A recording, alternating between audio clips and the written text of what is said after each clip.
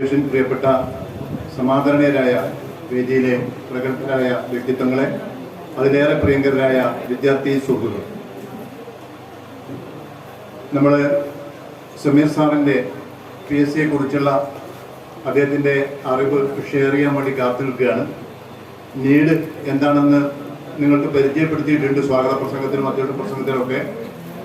Need നമ്മുടെ നീഡാണ് എന്നറിയുക. ഇവിടെ സൂചിപ്പിച്ചതുപോലെ നരിപ്പറ്റയുടെ നീഡ് എന്നുള്ള നിലക്ക് നമുക്കിതിനെ പ്രാപ്തിയെടുക്കാൻ കഴിയണം. ഇവിടെ തന്നെ ബഹുമാനപ്പെട്ട നമ്മുടെ പരിപാടിയുടെ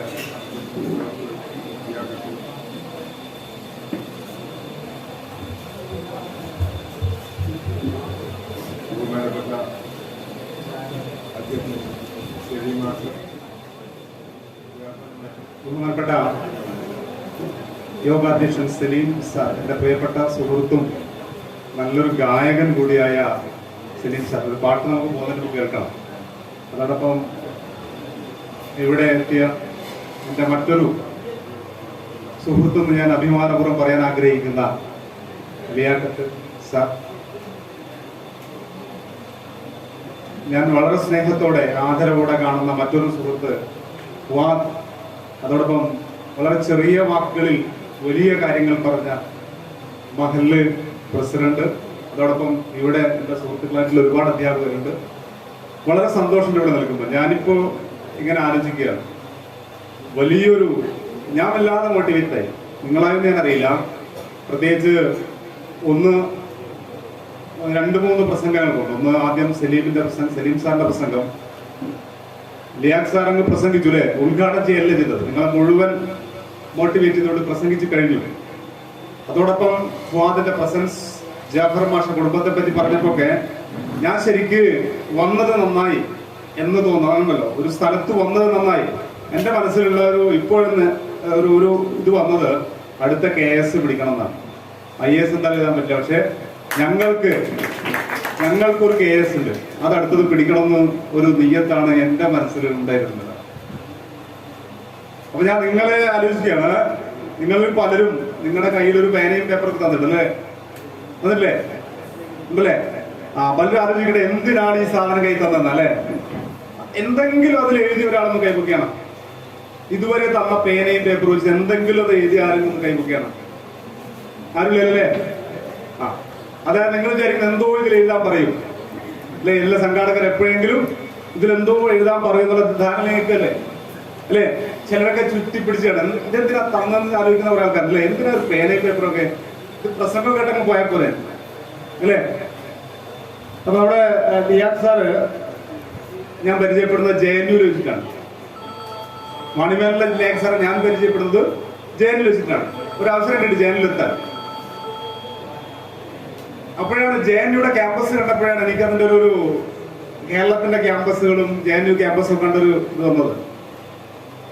വളരെ മനോഹരമായ പഠിക്കാൻ സാധ്യതയുള്ള ക്യാമ്പസ്. ഇതിനെപ്പറ്റി ഒന്നും പറയാൻ സമയമില്ല. അവിടെ എന്നെ ആകർഷിച്ച മറ്റൊരു കാര്യം നിങ്ങളോട് പറയാനാണ് പറയുന്നത്. അവിടെ ഒരു മലയാളിയുടെ റൂമിലേക്ക് ഞാൻ കയറി ചെന്നപ്പോൾ, സത്യത്തില് ഡൽഹിയിലൊക്കെ പോകുമ്പോൾ നമ്മൾ ഹിന്ദി ഒന്നും അറിയാതെ പോകുന്നല്ലേ, അപ്പൊ എങ്ങനെയെങ്കിലും ഒരു മലയാളിനെ കണ്ട് രണ്ട് വാക്ക് പറയണമെന്നുള്ള ആവേശത്തിലുണ്ടല്ല.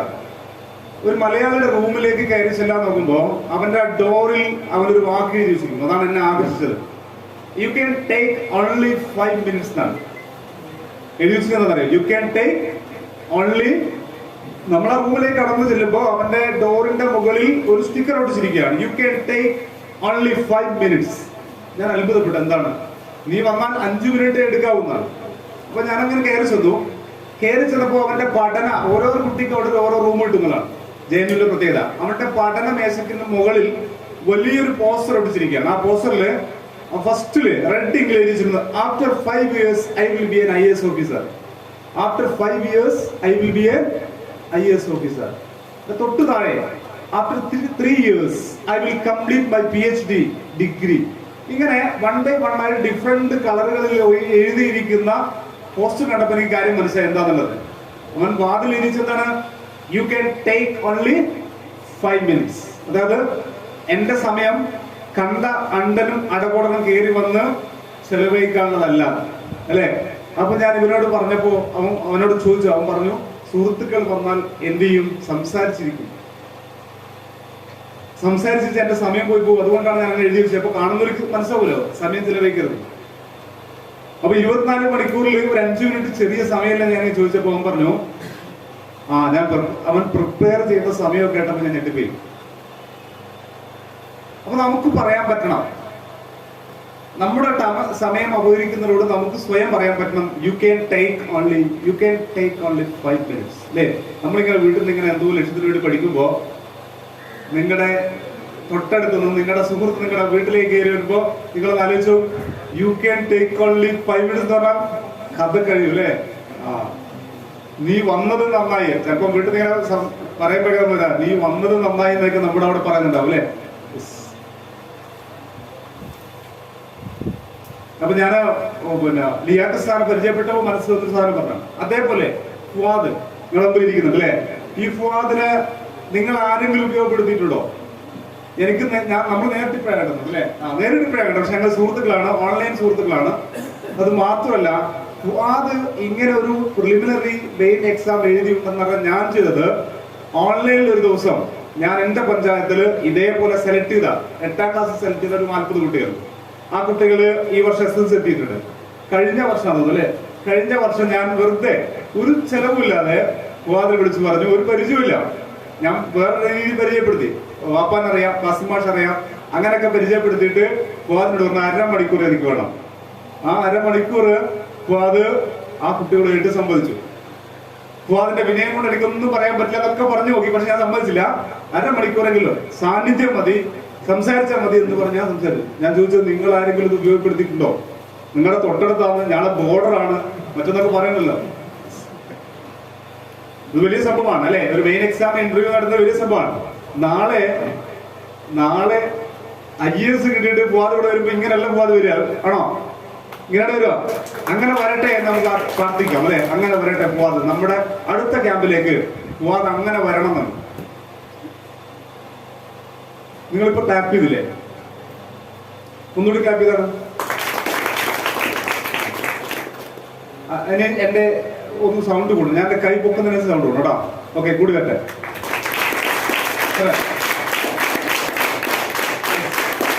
ഇതാണ് നമ്മുടെ അവസ്ഥ അല്ലെ? നമ്മളെപ്പോഴും പെർഫോം ചെയ്യുന്നതാണ് ആവറേജ് ആണ്. ഇതുവരെ നിങ്ങൾ ക്ലാപ്പ് ചെയ്ത സൗണ്ടാണോ അവസാനം ചെയ്തത്? അല്ല. ഇത് വേറെ ആരെ പുറത്തുനിന്ന് വന്ന് ചെയ്താണോ? ഇല്ല, നമ്മൾ തന്നെ ചെയ്തല്ലേ? ചെയ്ത് നമ്മൾ തന്നെയല്ലേ? പക്ഷെ എന്താ സംഭവം? നമ്മളെപ്പോഴും പെർഫോമൻസ് എന്തായിരിക്കും? ആവറേജ് ആയിരിക്കും. നാളെ ഇങ്ങനെ പരിപാടി വെച്ച് നിങ്ങൾ ക്ലാപ്പ് ചെയ്താൽ എന്താ ചെയ്യാ? പഴയ ഇതാണ്. നമ്മുടെ പ്രശ്നം അതാണ്. നമ്മുടെ പെർഫോമൻസ് എപ്പോഴും ആവറേജ് ആയിരിക്കും അല്ലെ? നിങ്ങൾ എപ്പോഴാണ് വിജിലന്റ് ആയിട്ട് പെർഫോം ചെയ്യുന്നത്? ഈ സംഗമത്തിന്റെ ഈ ഒരു പരിപാടിയുടെ ഈ ഒരു ഓർഗനൈസേഷന്റെ പേര് എനിക്ക് വല്ലാതെ ഇഷ്ടപ്പെട്ടു. നീഡ് എന്നുള്ള. നീഡ് ഉണ്ടാകുന്നതാണ് ഏറ്റവും വളരെ പ്രധാനം അല്ലെ? നീഡ് ഉണ്ടായി എന്നുള്ളതിന് വലിയൊരു തിരിച്ചറിവാണ്. നീഡ് ഉണ്ടാകാം. അതിനൊരു ഉദാഹരണം കൂടി, ബസ്സിൽ കയറി ഉദാഹരണമൊക്കെ പറഞ്ഞില്ലേ? ഏകദേശ കാര്യങ്ങളും ഉദ്ഘാടന പ്രഭാഷണം ഇവിടെ പറഞ്ഞു വെച്ചിട്ടുണ്ട്. നീഡ് ഉണ്ടാകുന്നില്ല. ആവശ്യം എന്തിന്റെ മാതാവാണെന്ന് പറഞ്ഞാൽ, ആവശ്യം എന്തിന്റെ മാതാവാണ്? നിങ്ങൾ പറ, ആവശ്യം എന്തിന്റെ മാതാവാണ്? അങ്ങനെ ചോദിക്കുന്നുണ്ട് അല്ലേ? Necessity is the mother of invention എന്ന് കേട്ടിട്ടുണ്ടോ? ആവശ്യം സൃഷ്ടിയുടെ മാതാവാണ്. ജസ്റ്റ് ഒരു ലോക്കൽ എക്സാമ്പിൾ പറഞ്ഞുതരാം. നമ്മളൊരു ചെറിയ രോഗം ഉണ്ടായാൽ നമ്മൾ ഡോക്ടറെ കാണിക്കാൻ പോകും അല്ലേ? സാധാരണ ഡോക്ടർമാരുടെ ഒരു ശീലം എന്താണെന്ന് വെച്ചാൽ മിനിമം 3 ഗുളിക തരൂലേ അല്ലേ? അതിലൊന്ന് അല്പം കൈപ്പുള്ളായിരിക്കും, ചവർപ്പുള്ള, ചിലപ്പോൾ മധുരമുള്ള ഉണ്ടാവും. ഈ 3 ഗുളികയെ നമ്മൾ കഴിക്കുമോ? കഴിക്കൂലേ? എവിടെ വരെ കഴിക്കും? രോഗം മാറുന്നത് അല്ലേ? കഴിക്കൂലേ? അത് നമ്മൾ ഏതെങ്കിലും ഗുളിക അത് ചവർപ്പാണ്, അത് കയ്പാണെന്ന് വെച്ച് മാറ്റി വെക്കാറുണ്ടോ? ഇല്ല. പ്രശ്നം എന്താണ്?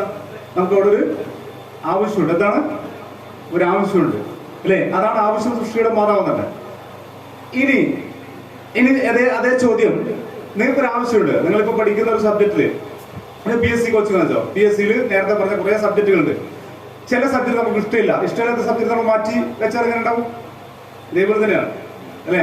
ചില കുട്ടികളൊക്കെ പഠിക്കാൻ പറ്റുന്നില്ല, അത് ഇൻട്രസ്റ്റബിൾ അല്ല എന്നൊക്കെ പറഞ്ഞുകൊണ്ടിരിക്കുന്നത് എന്താ വെച്ചാല് എന്തില്ല, നീഡില്ല എന്നുള്ളതാണ് അല്ലെ? നീഡ് ഉണ്ടാക്കുക എന്നുള്ളത് വളരെ പ്രധാനപ്പെട്ടതാണ്. ഒരു കഥ എനിക്കിപ്പോ ഓർമ്മയാണ്. അതൊക്കെ ഒരിക്കലും ഈ തവളകളില്ലേ, തവളകൾ, ഒരു പൊട്ടക്കിണറ്റ് കുറെ തവളകളുണ്ടായിരുന്നു. അപ്പൊ ഈ തവളകളൊക്കെ പൊട്ടക്കിണറ്റ് തവള എന്ന് പറഞ്ഞ് മുകളിലൂടെ കിണറിന്റെ പുറത്തുകൂടെ നടക്കുന്ന പല മൃഗങ്ങളും തവളകളെ കളിയാക്കാൻ തുടങ്ങി. നിങ്ങളെന്താ ആൾക്കാരാ, ഇതിന്റെ പുറത്തെത്ര മനോഹരമായ ലോകമുണ്ട്, നിങ്ങളെന്താ പരിപാടി, ഈ കിണറ്റിൽ തന്നെ നിൽക്കണം. അങ്ങനെ ഒരിക്കൽ തവളകൾ മീറ്റിംഗ് വിളിച്ചു, തവള രാജാവ് മീറ്റിംഗ് വിളിച്ചു. നമ്മളെങ്ങനെ ജനങ്ങൾ കളിയാക്കുന്നത്, അവിടെ നമുക്ക് എന്ത് ചെയ്യണം, നോക്കണം എന്താണ്. നമുക്ക് ഇവിടെ സുഖം തന്നെയാണ്, നല്ല സുഖത്തിലേക്ക് ജീവിക്കാം, പക്ഷെ എങ്കിലും ആ പുറത്തുള്ള ലോകം എന്താണ് നമുക്കൊന്ന് കാണണമല്ലോ. അങ്ങനെ അവർ തീരുമാനിച്ചു, നമുക്ക് എന്ത് ചെയ്യണം, നാളെ പുറത്ത് കിടക്കണം. അപ്പൊ പുറത്ത് കിടക്കുമ്പോൾ രാജാവ് ചില നിബന്ധന വിളിച്ചു. ആരും തിരിഞ്ഞു നോക്കാൻ പാടില്ല. നമ്മളിങ്ങനെ കിണറിന്റെ പടകൾ ചാടി ചാടി കയറിപ്പോവും, ആരും എന്ത് ചെയ്യാൻ പാടില്ല, തിരിഞ്ഞു നോക്കാൻ പാടില്ല. മുമ്പിൽ നടക്കുന്ന ആൾ ഒരിക്കലും ബാക്കോട്ട് തിരിഞ്ഞു നോക്കാൻ പാടില്ല, നേരെ ചാടിപ്പോടണം. അങ്ങനെ പിറ്റേന്ന് രാവിലെ എന്ത് ചെയ്തു, തവളകൾ തീരുമാനിച്ചു. ഏറ്റവും മുമ്പിൽ തവള രാജാവ് ഒരു പടി ചാടി. അപ്പൊ അടുത്തുള്ള ആൾ എന്ത് ചെയ്യും, അടുത്ത് വരും. അങ്ങനെ എല്ലാവരും ചേരുമ്പോ അവസാനം ഒരു തവള ചാടി, ഒരു പട. ആരാ അവസാനം ചാടുക? നിങ്ങൾ വന്ന പാട ആദ്യം തന്നെ അവിടെ സെലക്ട് ചെയ്ത സീറ്റ് ഏതാ? ഏതാ? എല്ലാരും ആഗ്രഹിച്ച് ഏത് സീറ്റ് ഇരിക്കാനാ? ബാക്കിൽ അല്ലേ? ആ, അവസാനം ആരാ ചാടുക? എന്തുകൊണ്ടാണ് നമ്മൾ ബാക്ക് സീറ്റ് സെലക്ട് ചെയ്യുന്നത്? ആരെങ്കിലും ഒന്ന് പറയാമോ? എന്തുകൊണ്ടാണ് നമ്മൾ വന്നവർ ബാക്ക് സീറ്റ് സെലക്ട് ചെയ്യുന്നത്? എന്തുകൊണ്ടായിരിക്കും? ഒരാൾ പറ, എന്തുകൊണ്ടാണ് നമ്മൾ അന്ന പാടൊരു സദസ്സിൽ ബാക്ക് സീറ്റ് സെലക്ട് ചെയ്യുന്നത്? ജസ്റ്റ് ഒരു എക്സാമ്പിൾ, വേഗം പോവാമോ? ഒന്ന് അങ്ങനെയാകാം. പിന്നെ പറയാം, മോള് പറയാം, എന്താ ബാക്ക് സീറ്റ് സെലക്ട് ചെയ്യാൻ കാരണം? എന്താണ്? ആ, വളരെ പോസിറ്റീവ്. ഒരു ക്ലാപ്പ് കൊടുക്കട്ടോ. ആളെ ഹൗസ് പിള്ളേർ കാണാം അല്ലേ? ആളെ പിള്ളേർ കാണാനാ? സദസ് പിള്ളേർ കാണാം.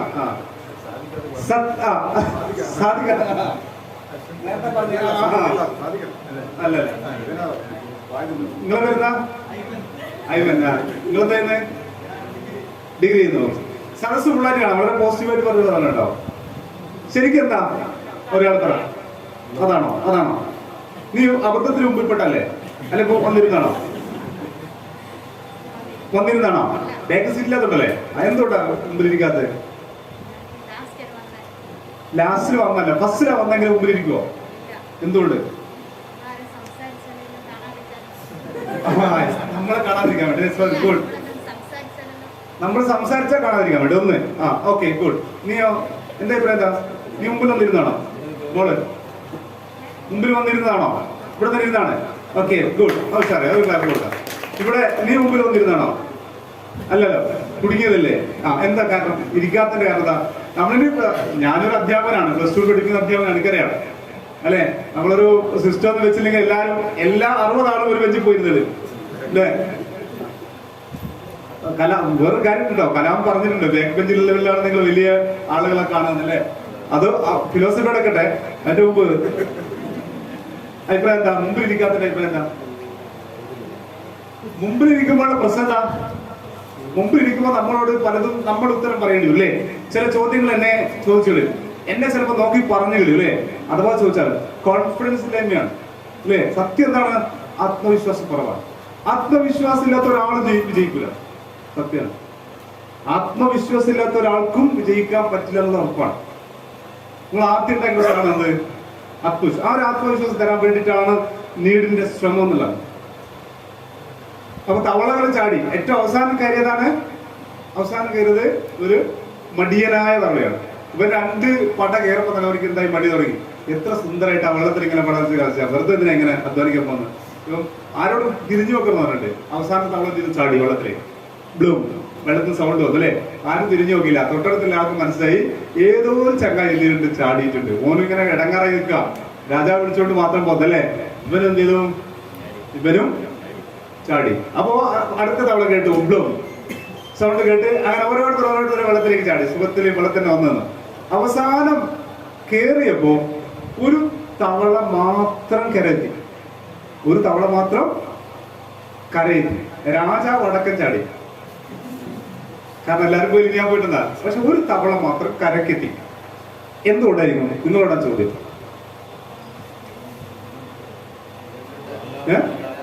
പറഞ്ഞോ ഉത്തരം പറഞ്ഞാൽ തെറ്റിപ്പോന്ന് പേടിക്കണ്ട. തെറ്റും ശരിയില്ല ഇതില്. ഒരു കാണാൻ പൂതിയായിട്ട് അവൻ നിശ്ചയിച്ച് അവിടെ നിന്നു. വേറെ എന്തെങ്കിലും ഉത്തരം ഉണ്ടാവും? ചെവിയൊക്കെ തന്നെ ഉത്തരം നല്ല ക്ലാപ്പ് കൊടുക്കാം.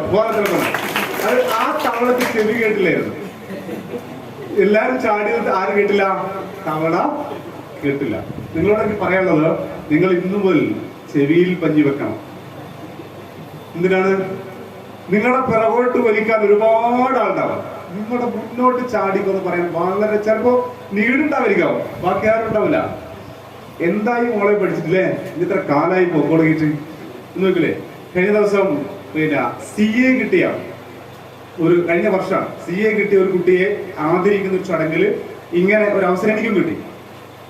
അപ്പൊ അവള് CA എന്ന് അറിയാലോ അല്ലെ, ചാർട്ടേഡ് അക്കൗണ്ടൻസി കിട്ടിയ അവള് പറഞ്ഞത് 100 എഴുതിയാൽ 12 അതിന്റെ ശരാശരി വിജയ ശതമാനം. 12 പാസ്സാകുക.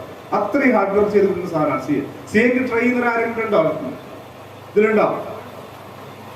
ഇല്ല. ഓക്കെ. അപ്പൊ അവിടുന്ന് പറഞ്ഞൊരു സംഭവം അറിയോ? അവൾ CA എഴുതാൻ കാരണം എന്താ നമ്മളെ പ്രഖ്യാപിച്ചത്? അക്കൗണ്ടിങ് ക്ലാസ്സില് അധ്യാപകൻ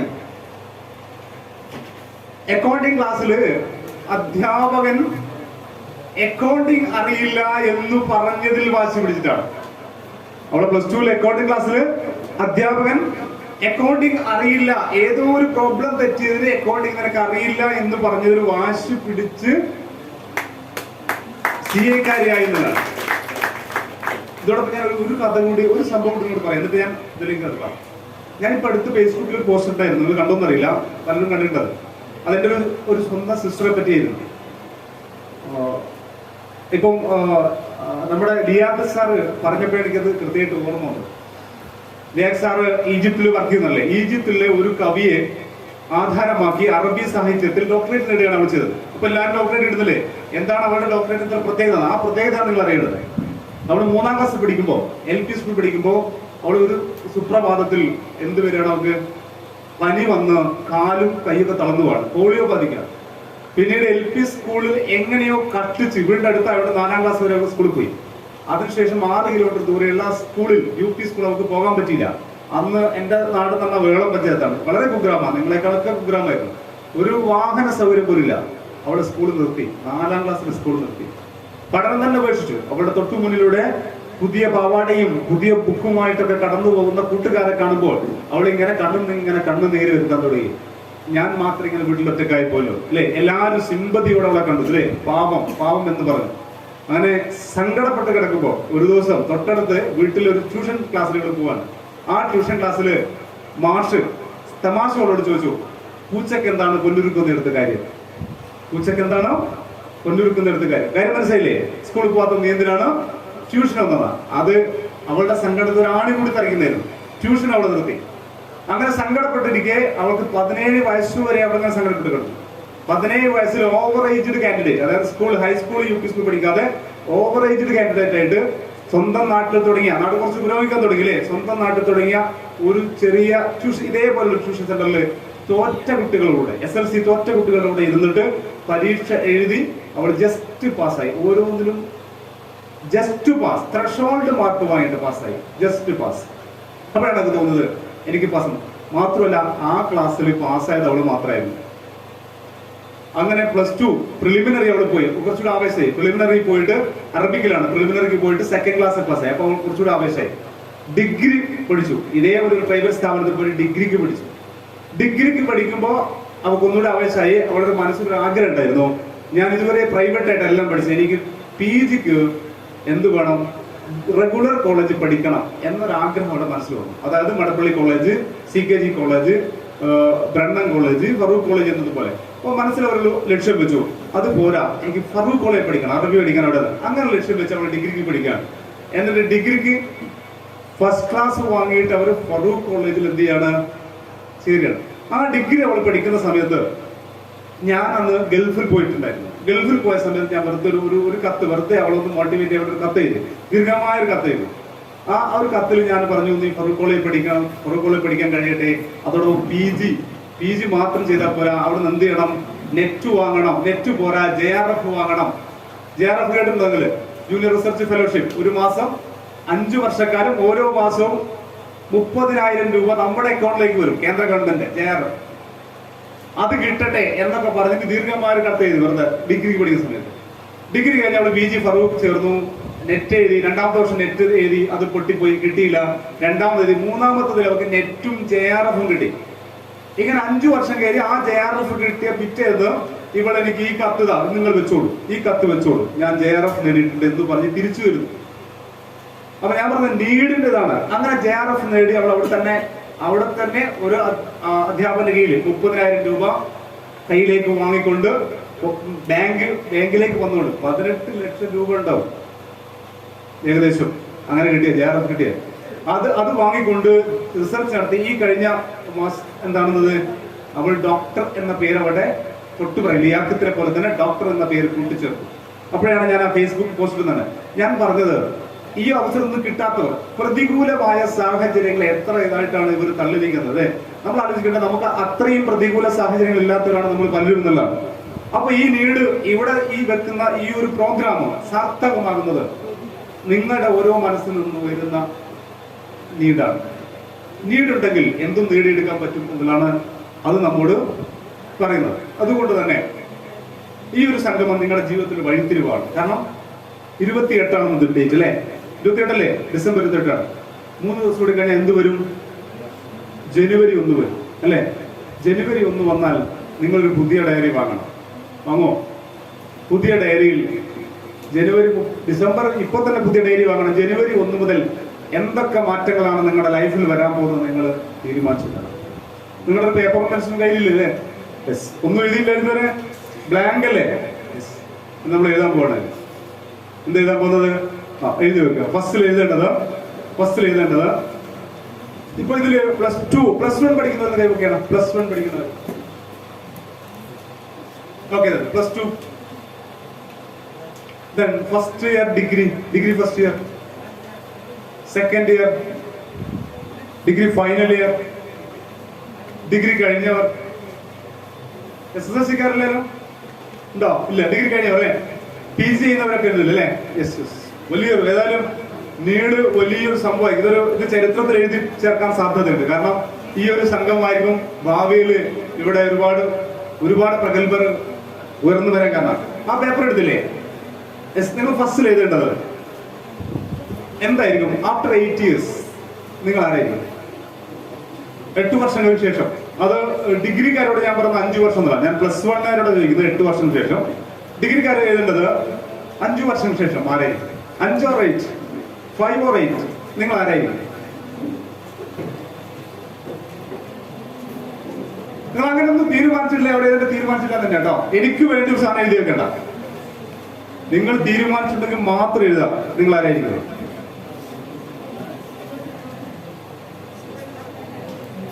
എഴുതില്ലേ? പറയാതൊന്നും വേണ്ട, പേടിക്കണ്ട. എഴുതില്ലേ? ഓക്കെ. ഇനി ഞാൻ പറയുന്നത് ചെയ്യാം. ആ പേപ്പർ മൊത്തം എടുക്കാം, നിർത്തി ഒട്ടിക്കാം. ആ പേപ്പറിൽ എവിടെയും നിങ്ങൾക്ക് ചെയ്യാം. ഞാൻ പറയുന്ന ഒരു കാര്യം വരപ്പിക്കുകയാണ് നിങ്ങൾ കേട്ടോ. ആ പേപ്പറിൽ എവിടെയും നിങ്ങൾക്ക് ചെയ്യാം. ഞാൻ പറയുന്ന സമയത്തേ വരക്കാൻ പാടും. ക്ലിയർ? നിങ്ങൾ ആദ്യം ചെയ്യേണ്ടത് അതിലൊരു വളഞ്ഞ വര വരക്കുക. വളഞ്ഞ വര എവിടെയെങ്കിലും വരക്കുക. ഒരു വളഞ്ഞ വര ആ പേപ്പറിൽ. ജസ്റ്റ് കഴിഞ്ഞിട്ട് വരക്കാൻ പാടില്ല, ഞാൻ പറഞ്ഞ സമയത്ത് വരക്കാവും. ക്ലിയർ? വരച്ചില്ലേ? വരച്ചു. കോപ്പി അടിക്കരുതേ. അല്ല, കോപ്പി അടിക്കാൻ അങ്ങനെ രസമുണ്ട്. ഫുഡ് നോട്ട് എടുക്കാൻ കോപ്പി അടിച്ചാൽ കഴിഞ്ഞ പരീക്ഷയ്ക്ക് പേപ്പർ നോക്കുമ്പോൾ ഫുഡ് നോട്ട് DHSC കേരള എന്നുള്ള ഫുഡ് നോട്ടില്ലേ, അതടക്കം കോപ്പി അടിച്ചിട്ടുണ്ട്. കോപ്പിയുടെ വേറെ രസമുണ്ട്. 3 ആളിരുന്ന് കോപ്പി അടിച്ചു. ഇങ്ങനെ ബെഞ്ചിൽ 3 ആളിരുന്ന് കോപ്പി അടിച്ചു. അപ്പൊ ആദ്യത്തെ ആള് രണ്ടാമത്തെ ആള് കോപ്പി അടിച്ചു, രണ്ടാമത്തെ ആള് മൂന്നാമത്തെ ആള് കോപ്പി അടിച്ചു. 3 ആൾ ഒരേ കോപ്പി. ഫസ്റ്റിലത്തെ ഇതാണ്, രണ്ടാമത്തേതാണ്, മൂന്നാമത്തെ ആള്. അവസാനം റിസൾട്ട് വന്നപ്പോ രണ്ടറ്റത്തുള്ളവർ ജയിച്ചു, നടുവിലുള്ള ആള് തോറ്റു. എന്തായിരിക്കും? 2 സൈഡ് സയൻസ് മറ്റു ഹ്യൂമാനിറ്റീസ് ആണ് അല്ലേ? അതാണ് കോപ്പിയുടെ പുതിയൊരു രസതന്ത്രം പറയുന്നത്. എന്താ നോക്കുന്നത് അല്ലേ? വെച്ചടിച്ചുള്ള തന്നെയാണ്. എന്നിട്ട് കോപ്പി അടിച്ച് അവസാനം വരുന്ന ഉത്തരം കാണാൻ നല്ല രസമുണ്ടാവും. ഡയറക്ഷൻ ക്യാമ്പെന്നൊക്കെ കോപ്പി എടുക്കാണ്ട് ചിരിച്ച് വിടാറുണ്ട്. അപ്പൊ ഇത് കോപ്പി അടിക്കരുത് കേട്ടോ. ആരും മറ്റേ നോക്കരുത്. വരച്ചില്ലേ? വളഞ്ഞവരെ വരച്ചു. നെക്സ്റ്റ് ഇനി ഒരു ത്രികോണം ആ പേജിൽ എവിടെയും വരക്കാം. ആ വരേന്റെ മുകളിലാകാം, പുറത്താകാം, എങ്ങനെയാകാം. വരച്ചു. ഇനി വരച്ചില്ലേ? ഇനി ഒരു ചെറിയ വൃത്തം. ഒരു ചെറിയ വൃത്തം, സർക്കിൾ വരച്ചു. ഇനി ഒരു വലിയ വൃത്തം, ഇതെവിടെയാകാം നിങ്ങൾക്ക് സ്ട്രാസുലേ, ഒരു വലിയ വൃത്തം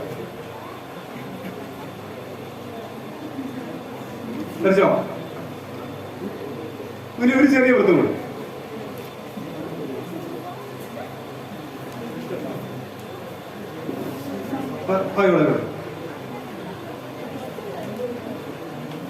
വരച്ചോ.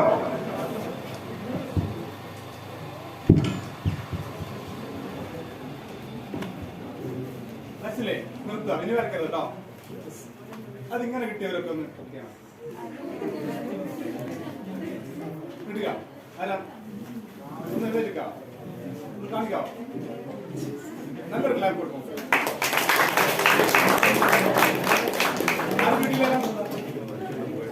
കിട്ടാത്ത ആരെ കുഴപ്പമാണ്? ആരെ കുഴപ്പം? നിങ്ങൾ കുഴപ്പമാണോ? അല്ല, നിങ്ങൾ കുഴപ്പമാണോ? എന്റെ കുഴപ്പമില്ല. എന്താ കുഴപ്പം? നിങ്ങളെ കുഴപ്പമെന്താ? നിങ്ങൾ ഞാൻ പറയുമ്പോ ഒക്കെ ചെയ്തില്ലേ? ഇതില്ലേ? നിങ്ങൾ ആലോചിച്ചു, നിങ്ങൾ ഇതെന്താ പറയാ? സ്മൈൽ അല്ലേ? സന്തോഷം. എന്തിനാ റെപ്രസെന്റ് ചെയ്ത്? സന്തോഷം അല്ലേ? ലൈഫില് ഹാപ്പി ആയിട്ട് ഞാൻ ഇതിനെ എന്ത് ചെയ്യാൻ പറ്റാണ്? ഒന്ന് പ്രതീകരിക്കുക. ലൈഫിലെ ഹാപ്പി. അങ്ങനെ ഫസ്റ്റ് ഞാൻ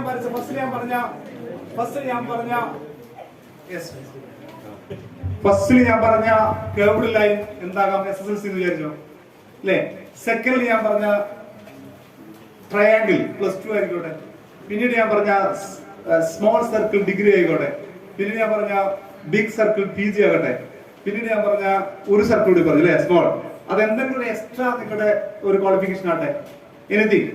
അങ്ങനെയാണെങ്കിൽ അവസാനം എല്ലാം കൂടി കണ്ടാൽ ഇങ്ങനെ തോന്നുന്നില്ലെങ്കിൽ നമ്മളെന്താ പറയാ അല്ലെ? എന്തുകൊണ്ട് ഇങ്ങനെ തോന്നാതെ? എന്റെ കുഴപ്പമോ? ഞാൻ എന്ത് പറഞ്ഞില്ല? വരക്കാൻ പോകുന്നത് എന്താന്ന് പറഞ്ഞില്ല? വരക്കാൻ പോകുന്നത് സ്മൈലി ആണെന്ന് പറഞ്ഞില്ല അല്ലെ? ഞാൻ പറഞ്ഞിരുന്നെങ്കിൽ ഇതിനേക്കാൾ ഭംഗിയെന്ന് വരക്കൂലേ? ഇതാണ് പലപ്പോഴും നമുക്ക് സംഭവിക്കുന്നത്. എല്ലാം കഴിഞ്ഞ് വരച്ചു നോക്കിയാൽ ഒന്നുമായിട്ടുണ്ടാവും. എന്തുകൊണ്ടാ? നേരത്തെ നമ്മൾ നിശ്ചയിച്ചിട്ടില്ല എന്താണ് വരക്കാൻ പോകുന്നത്. ഞാൻ പറയുന്നില്ല, നിങ്ങൾ ഇങ്ങനെ വരച്ചുകൊണ്ടിരിക്കുകയാണ് ഇപ്പൊ അല്ലെ? പലതും കഴിഞ്ഞു. വെക്കേണ്ടടുത്ത് വെക്കണം എന്ന് തോന്നുന്നത് എപ്പോഴാണ്? സ്മൈലി ആണെന്ന് തോന്നുമ്പോഴാണ്. ലൈഫിൽ സ്മൈലി ആകണമെങ്കിൽ, സന്തോഷം ഉണ്ടാകണമെങ്കിൽ, നിങ്ങൾ എവിടെയെങ്കിലും എത്തിപ്പെട്ടുമ്പോ സന്തോഷം ഉണ്ടാകണമെങ്കിൽ വരക്കുമ്പോ വളഞ്ഞ വര എങ്ങനെ വരക്കണം? ഈ വര ഒന്ന് തിരിച്ചാൽ എങ്ങനെ ഉണ്ടാവും അല്ലെ? ജസ്റ്റ് ഒന്ന് തിരിച്ചാൽ പോയില്ലേ? നേരെന്താവും? സാഡാവും അല്ലെ? ആ കേർവ്ഡ് ലൈൻ ഒന്ന് തിരിഞ്ഞാൽ സാഡായി. അപ്പൊ ഈ SSLC എങ്ങനെ വെക്കണം എന്ന് ആദ്യം തീരുമാനിക്കും എപ്പോഴാണ്? ഫേസ് എന്താണ് ഞാൻ വരക്കാൻ പോകുന്നത്. അതുകൊണ്ടാണ് നേരത്തെ പറഞ്ഞത്, നേരത്തെ ലക്ഷ്യത്തിന്റെ കാര്യം പറഞ്ഞത്. കലാമിനെ പറ്റി പറയുമ്പോ സലീം സാറ് പറഞ്ഞൊരു വാക്ക് എനിക്ക് ഓർമ്മയുണ്ട്. നിങ്ങൾ ലാഫറ്റ് ആയിരിക്കണം അല്ലെ? എന്താ പറഞ്ഞത്? ആളുകൾ ചിരിക്കണം എന്ന് പറഞ്ഞു കേട്ടോ. ചിരിക്കൂലേ? ഇങ്ങനെ ഒരു ക്ലാസ്സിൽ, ഇതിന്റെ മുമ്പ് ഇങ്ങനെ ക്ലാസ്സിൽ പോയിട്ട് ക്ലാസ് എടുത്തൊരു കുട്ടിയോട് ഞാൻ വെറുതെ ചോദിച്ചു, അടുത്തുള്ള കുട്ടിയോട് ചോദിച്ചു എന്താണെന്ന് ചോദിച്ചു. ഒരു കുട്ടി ചാടി എന്നിട്ട് പറഞ്ഞു, സർ ഞാൻ ഡോക്ടറാകും. അപ്പൊ ബാക്കിയുള്ളവരും നോട്ടി കാണിച്ചു തരാം. അതായത് പിറ്റേന്ന് ഇവിടെ ക്ലാസ് ചെല്ലുമ്പോൾ എന്താ സംഭവം അറിയാം? ക്ലാസ്സിൽ ഡോറിൽ ഫസ്റ്റ് സ്റ്റെപ്പ് എടുത്ത് നോക്കുമ്പോ ബാക്കിയുള്ളവർ ഡോക്ടർ എന്ന് പറഞ്ഞത് നിങ്ങളിങ്ങനെ പറഞ്ഞു ഇവിടുന്ന് പറഞ്ഞോക്കും അല്ലേ? അത് വേണം ആര് പറഞ്ഞത്? കലാം പറഞ്ഞത്. കലാം പറഞ്ഞ വെറുതെ കേട്ടോ. കലാം എന്താ ചെയ്തെന്നറിയാം? മുകളിൽ കൂടെ വിമാനം പോകുമ്പോൾ കല്ലെടുത്തെറിയുന്ന രാമേശ്വരം കടപ്പുറത്ത് വള്ളി ട്രൗസർ ഇട്ട് നടക്കുന്ന കാലത്ത് മുകളിൽ കൂടെ വിമാനം പോകുമ്പോൾ കല്ലെടുത്തെറിയും. ചേട്ടന്മാർ കളിയാക്കും അല്ലേ? അവസാനം കളിയാക്കൽ സഹിക്കാതെ എന്ത് ചെയ്യുന്നറിയോ? കലാം ചെയ്തത് അതിന്റെ തൊട്ടടുത്തൂടെ പോകുന്ന പുഴയിൽ വിമാനത്തിന്റെ നെഴല് കാണുമ്പോൾ അതിന് കല്ലെടുത്തെറിയുക. അപ്പൊ കുറച്ചാളല്ലേ കാണും. അപ്പൊ കാണുന്ന പിന്നെ അവിടെ കളിയാക്കൽ തുടങ്ങിയ കലാം പറഞ്ഞു, നീ നോക്കിക്കോ, ഞാനിതിനെ കീഴടക്കുന്നു. നമുക്ക് അങ്ങനെ പറയാൻ പറ്റണം, ഞാനതിനെ കീഴടക്കും. ലീഡിന്റെ ഉദ്ദേശമാണ് അത്. നമ്മുടെ മനസ്സിൽ ഓരോ ഇതും നമ്മൾ കീഴടക്കും എന്ന് പറയണം. ഞാൻ പറയുന്നത് ഇങ്ങനെ നമുക്ക് ലക്ഷ്യബോധമുണ്ടെങ്കിൽ എത്താൻ പറ്റും. അപ്പൊ ഇവിടെ പ്രത്യേകിച്ച് ഊന്നൽ കൊടുക്കേണ്ട ഒരു സ്ഥാനം PSC ആണെന്ന് പറഞ്ഞു അല്ലെ? PSCയുടെ നിങ്ങൾ ഇപ്പൊ അടുത്ത് വാട്സാപ്പിലൊക്കെ പ്രചരിപ്പിച്ചൊരു മെസ്സേജ് കണ്ടിരുന്നോ? ഒരാൾ ഒരു പ്രൈവറ്റ് ഒരു അഡ്വക്കേറ്റ് എന്ന പേരിലാണ്, അതിൽ കുറെ കള്ളങ്ങളുണ്ട്. അയാൾ പ്രചരിപ്പിച്ചൊരു മെസ്സേജ് എന്ന് പറഞ്ഞാല് PSC ഉദ്യോഗസ്ഥന്മാരുടെ സുഖവും അവരുടെ ജോലിയും ശമ്പളവും. കഴിഞ്ഞ കൊറോണ കാലത്ത് ഏറ്റവും സെക്യൂർ ആയി ജോലി ചെയ്യുന്ന ആരാ? ഗവൺമെന്റ് ജോലിക്കാർ അല്ലെ? വീട്ടിലിരുന്ന് പൈസ വാങ്ങിയത് അത് അവരെ പറ്റാ ആണോ? അവരെ പറ്റാ? എന്റെ വീട്ടിൽ കൊണ്ടുതന്നാ എനിക്ക് എന്റെ ജോലി ആണോ? ഞാൻ ആദ്യമായിട്ട് PSC സർവീസ് കയറിയത് PG പഠിക്കുന്ന സമയം, PG കഴിഞ്ഞ ഉടനെ തന്നെ ഞാൻ PG പഠിക്കുന്ന സമയത്ത് PG സബ്ജക്ട് പഠിക്കുമ്പോൾ ഒഴിവ് കിട്ടുന്ന സമയത്താണ് ഞാൻ PSc പഠിച്ചത്. എന്താ PSc പഠിച്ചെന്നറിയോ? ഞാൻ പഠിച്ച ചില PSc വാക്കുകളാണ് ഇപ്പോൾ പറഞ്ഞുതരാം. വളരെ സിമ്പിളാണ്. കേരളത്തിലെ ഏറ്റവും വലിയ പുഴ ഏത്? ഏതാ? അല്ല, ഏറ്റവും വലിയ ജില്ല ഏത്? ഏതാ? പാലക്കാട്. ഏറ്റവും ചെറിയ ജില്ല ഏതാ? ആലപ്പുഴ. കാട് വലുത് പുഴ ചെറുത്. കാട് വലുത് പുഴ ചെറുത്. ഇങ്ങനെ പഠിച്ചത്. 2 പഞ്ചായത്ത്, ഏറ്റവും വലിയ പഞ്ചായത്ത് ഏതാ കേരളത്തിൽ? അറിയാമോ? കുമളി പഞ്ചായത്താണ്. കുമളി. ഞാനങ്ങനെ പഠിച്ചത്. അത് പിന്നെ വലിയ ബലൂൺ കുമിള. വലിയ ഏറ്റവും ചെറിയ പഞ്ചായത്ത് വളപട്ടണമാണ്. ചെറിയൊരു വളം. ഈ നാലിൽ ഇപ്പോഴും മറന്നു പോകുന്നതോട് പറയാൻ പറ്റുന്നതാ. ഞാനങ്ങനെ പഠിച്ചു. ഞാനത് പഠിച്ചെങ്ങനെ അറിയാം? PG പഠിക്കുന്ന സമയത്ത് എന്റെ ഹോസ്റ്റലില് ഒരു പത്തനംതിട്ടക്കാരൻ സലീം വന്നു. അപ്പൊ തെക്കനാണ് ആള്. വർഷം 2003 കാലഘട്ടം. 2003 വരെ കാലഘട്ടം. PG പഠിക്കുന്ന സമയത്താണ് ഒരു തെക്കനായ സലീം എന്റെ ഹോസ്റ്റലിലേക്ക് കടന്നു വരുന്നത്. അവന്റെ നല്ല രസമുണ്ട്. ഓൻ പെണ്ണിട്ടുമ്പോ അവളോട് പറഞ്ഞൊരു ഇതെന്താണെന്നറിയോ? കല്യാണത്തിന് ഞാൻ പോയിട്ടില്ല വീട്ടില്. അപ്പം സലീം ഇവരോട് പറഞ്ഞത്, പെണ്ണിട്ടുമ്പോ 3 വർഷത്തിനുള്ളിൽ PSc നേടിയില്ല ഞാൻ മൊഴിയല്ലോ. സത്യം, അവള് 3 വർഷം കൊണ്ട് PSc നേടിയിട്ടുണ്ട്. ഇത് തെക്കനാണ്. ഇവിടുന്നല്ല പറഞ്ഞു. ഇവിടുന്ന് പറഞ്ഞ ഇവരറിയില്ലേ? ഇവിടെ വാലും ഒക്കെ PSc നേടാനാണ്. ഈ സലീം എന്റെ റൂമിൽ എന്നെ ഇങ്ങനെ കളിയാക്കും. ഞാൻ PG നീ ഭയങ്കര PG-ക്കാരനല്ലേ, എനിക്ക് പ്യൂണൊന്നും പറ്റൂല. എന്നോട് ഇങ്ങനെ പറയും, എനിക്ക് പ്യൂണൊന്നും പറ്റൂല എന്ന് പറഞ്ഞിട്ട് ഇവൻ ഈ തൊഴിൽ വാർത്തയുടെ ഹരിശ്രീ എന്റെ മുമ്പ് കൊണ്ടിടും. വെറുതെ എന്നെ പ്രകോപിപ്പിക്കും. ഞാനത് ആദ്യം ഇങ്ങനെ തട്ടി മാറ്റും. പിന്നെ കുറെ ദിവസം ഞാൻ എന്ത് ചെയ്തു വെച്ചാല്, പിന്നെ എന്നെ കളിയാക്കി. ഇവൻ റവന്യൂല് വയനാട്ടിൽ ഞാൻ PG ചെയ്തത്. അപ്പൊ വയനാട്ടില് റവന്യൂല് ജോലി ചെയ്യുന്നതാണ്. ആ സമയത്ത് പിന്നെ എന്റെ കൂടെ റൂമിലെത്തിയതാണ്. റവന്യൂല് വില്ലേജ് അസിസ്റ്റന്റ് അല്ലെ LD ക്ലർക്ക്. വില്ലേജ് ഓഫീസിൽ എത്തിയാൽ വില്ലേജ് അസിസ്റ്റന്റ് ആണ്.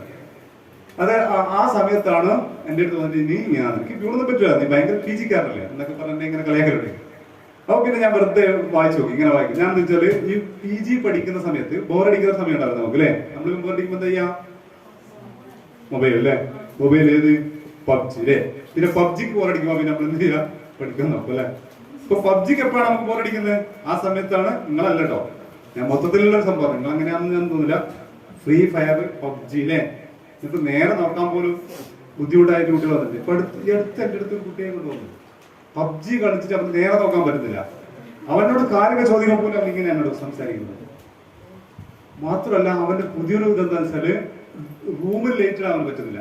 മൊബൈലിന്റെ തന്നെ ലൈറ്റ് കളിക്കണം. ഒരുപാട് കുട്ടികൾ അങ്ങനെ അതിലൊക്കെ അടിപൊളിയായി മാറിപ്പോയിട്ടോ. ഭയങ്കര രോഗം. ഫുൾ A+ കുട്ടിയാ SSLC. എന്ത് ഇതാണ്? Game life. ഇതാണ് നമുക്ക് വേണ്ടി കണ്ടുപിടിച്ച ഒരു യന്ത്രം നമ്മളെ കൺട്രോൾ ചെയ്ത ഒരു കാലഘട്ടത്തിലേക്ക് നമ്മൾ മാറിപ്പോയി അല്ലേ? അത് വേറെ പറയേണ്ടതാണ്. അപ്പൊ ഞാൻ പറഞ്ഞു വന്നതാണ്, അവൻ അങ്ങനെ പറഞ്ഞുകൊണ്ടാണ് ഞാൻ എന്ത് ചെയ്തത്, ട്രൈ ചെയ്തത്. PG പരീക്ഷ ഞാൻ ആവേശം കൂടി ഞാൻ എന്ത് ചെയ്തു, ഓരോ ബോർഡിക്കുമ്പോൾ ഇതെടുത്ത് വായിക്കും, റൗണ്ട് ചെയ്യും, അറിയാത്ത റൗണ്ടില്ലാതെ അങ്ങനെ ഓരോന്ന് റൗണ്ട് കൂടുന്നതോടെ എനിക്ക് എന്നോട് തന്നെ ബഹുമാനം തോന്നി. നന്നായിട്ട് ആവേശം പഠിച്ച് PG റിസൾട്ട് കഴിയുമ്പോഴേക്കും എനിക്ക് എന്ത് ചെയ്ത്, ഞാൻ LD ലിസ്റ്റിൽ വന്നു. ആ പരീക്ഷയ്ക്ക് പോകുന്ന അന്ന് എന്റെ PG സുഹൃത്തുക്കളൊക്കെ അന്ന് പരീക്ഷ വന്നിട്ടുണ്ട്. എനിക്കറിയാം അവരൊന്നും ഒരു കുന്തവും പഠിച്ചിട്ടല്ല വന്നത്. ഞാൻ അവരോട് പറഞ്ഞു, നിങ്ങൾ നോക്കിക്കോ, ഞാൻ ലിസ്റ്റിലുണ്ടാവും. അങ്ങനെ ലിസ്റ്റിലുണ്ടായിട്ട് ഞാൻ എവിടെ എത്തുന്നത്? റവന്യൂ വിഭാഗത്തിലെത്തുന്നു. വടകര താലൂക്ക് ഓഫീസിൽ LD ക്ലർക്കായിട്ട് ജോയിൻ ചെയ്യാണ്. എന്നിട്ട് എന്റെ വില്ലേജിൽ ഞാൻ 6 മാസം വില്ലേജ് അസിസ്റ്റന്റ്. അന്നാണ് എനിക്ക് ഗവൺമെന്റ് ജോലിയുടെ മഹത്വം മനസ്സിലായത്. അതായത് സർക്കാർ ഓഫീസുകളിൽ ഒരു പരിചയക്കാരൻ ഉണ്ടാകുക എന്ന് പറയുന്നത് നാട്ടുകാരെ സംബന്ധിച്ച് ഭയങ്കര സംഭവമാണ് അല്ലേ? ഒരാൾ സർക്കാർ ഓഫീസിൽ വരുമ്പോൾ ഒരാൾ ചിരിക്കാനുണ്ടാവില്ല. പലരും എന്റെ തൊട്ട് താഴെ ആള്, മോനെ ഇന്ന് നികുതി അടച്ചു കൊണ്ടുവരുന്ന എനിക്ക് പൈസ ഇപ്പം തരാനുണ്ട്, എന്തായാലും പറയും, ഇന്ന് നീ നികുതി അടക്കണം. എന്താ ഒരു രേഖ ഉണ്ടാവില്ല അല്ലെ? അതൊരു പരിചയക്കാരുണ്ടെങ്കിൽ പരിചയക്കാരൻ എനിക്ക് ധൈര്യമായിട്ട് അടക്കാം. കാരണം എന്താ, എനിക്കറിയാവുന്ന ഭൂമിയാണ്, ഇയാളെന്ന് എനിക്കറിയാം. പുറത്തുനിന്ന് തെക്കുന്ന് വന്ന ഒരാൾക്ക് അതറിയാൻ പറ്റുമോ? ഇല്ല. അയാൾക്ക് പരിചയം മാത്രം പോരാ, കീസയിൽ എത്ര ഇട്ട് കൊടുക്കണോ, 1000-500 ഇട്ട് കൊടുക്കുന്ന അവസ്ഥയാണ് തന്നെ. എനിക്ക് പൈസ എടുത്ത് തരാനാണ് എന്ത് ചെയ്തത്, നികുതി അടിച്ച് ഞാൻ കൊണ്ടുപോകും. ഞാൻ പറഞ്ഞത് വില്ലേജ് ഓഫീസിൽ ഇപ്പൊ എന്റെ നാട്ടുകാരനോട് ചോദിക്കും, നീ എന്തിനാ വില്ലേജ് പോയി കളഞ്ഞത്? എനിക്കെല്ലാം അറിഞ്ഞൂടെ എന്റെ ബുദ്ധിമുട്ടില്ലേ? ഞാൻ ബുദ്ധിമുട്ടില്ലായിരുന്നത്. ഭയങ്കര നിങ്ങൾക്ക് ജനസേവനം ചെയ്യണം. നിങ്ങൾ എത്തേണ്ട ഇവിടെ അറിയോ? സർക്കാർ ഓഫീസിൽ ഒരു ട്യൂണായാണ്. നിങ്ങളുടെ തൊട്ടടുത്ത ആളെ BPL കാർഡ് അല്ലെ, APL കാർഡാണ്. BPL അർഹതയുള്ള ഒരാൾക്ക് APL കാർഡ്. നിങ്ങൾക്ക് ഭയങ്കര സങ്കടമുണ്ട്. നിങ്ങൾ എവിടെ പോകാനിട്ടും കാര്യമില്ല അല്ലെ. ഒരു കലക്ടർക്ക് അദ്ദേഹത്തിന്റെ വിവേചനാധികാരത്തോട് എന്ത് ചെയ്യാൻ പറ്റും? ആ കാർഡ് മാറ്റി ഒരൊറ്റ സാമൂഹിക പ്രവർത്തനം ചെയ്യാൻ പറ്റുമോ? അല്ലെ, സിവിൽ സപ്ലൈസിലാണ് നിങ്ങൾക്ക് ശ്രമം നടത്താൻ പറ്റും. അങ്ങനെ നിങ്ങൾ നോക്കി വന്ന എരിപ്പറ്റ പഞ്ചായത്തിലുള്ള നിങ്ങളിൽ ഓരോരുത്തർ ഗവൺമെന്റ് സർവീസ് വ്യക്തികളെ ഞാൻ പറഞ്ഞ മെസ്സേജിന്റെ പ്രശ്നം വെച്ചാൽ ശമ്പളം വാങ്ങിക്കളഞ്ഞു, ഒരുപാട് വാങ്ങിക്കളഞ്ഞു. സത്യമാണ് പറഞ്ഞിട്ടോ. കാരണം 2005 ഞാൻ LDC ആയിട്ട് കയറുമ്പോൾ എന്റെ ബേസിക് ശമ്പളം 3050 രൂപയാണ്. 3050 രൂപ. പക്ഷെ ഇന്ന് എന്റെ ബേസിക് ശമ്പളം ഞാനിപ്പോ പറയില്ല. പറഞ്ഞാൽ അത് പിന്നെയും വാട്സപ്പിൽ മെസ്സേജ് ഇതാണ്. എനിക്ക് ഇന്ന് ശമ്പളമുണ്ട്. 10 ദിവസം ഞാൻ ഈ ഒരു വീട്ടിലാണ്. ഞാൻ ഇവിടെ വന്നാലും എനിക്ക് എന്തുണ്ട്? ശമ്പളമുണ്ട്. ഏറ്റവും വലിയ സംഭവമാണ്. നമുക്ക് ഇത്ര സെക്യൂരിറ്റി ഉള്ള ജോബ് വരില്ല. പണിയെടുക്കുന്ന ആത്മാർത്ഥയും മറ്റൊക്കെ വേറെ, അത് ഓരോരുത്തരെ ഡിപ്പെൻഡ് ചെയ്യണം അല്ലെ. പണിയില്ലാതൊക്കെ വെറുതെ പറഞ്ഞ കേട്ടോ. ആത്മാർത്ഥമുള്ളവർക്ക് നന്നായിട്ട് പണിയുള്ള സാധനമാണ്.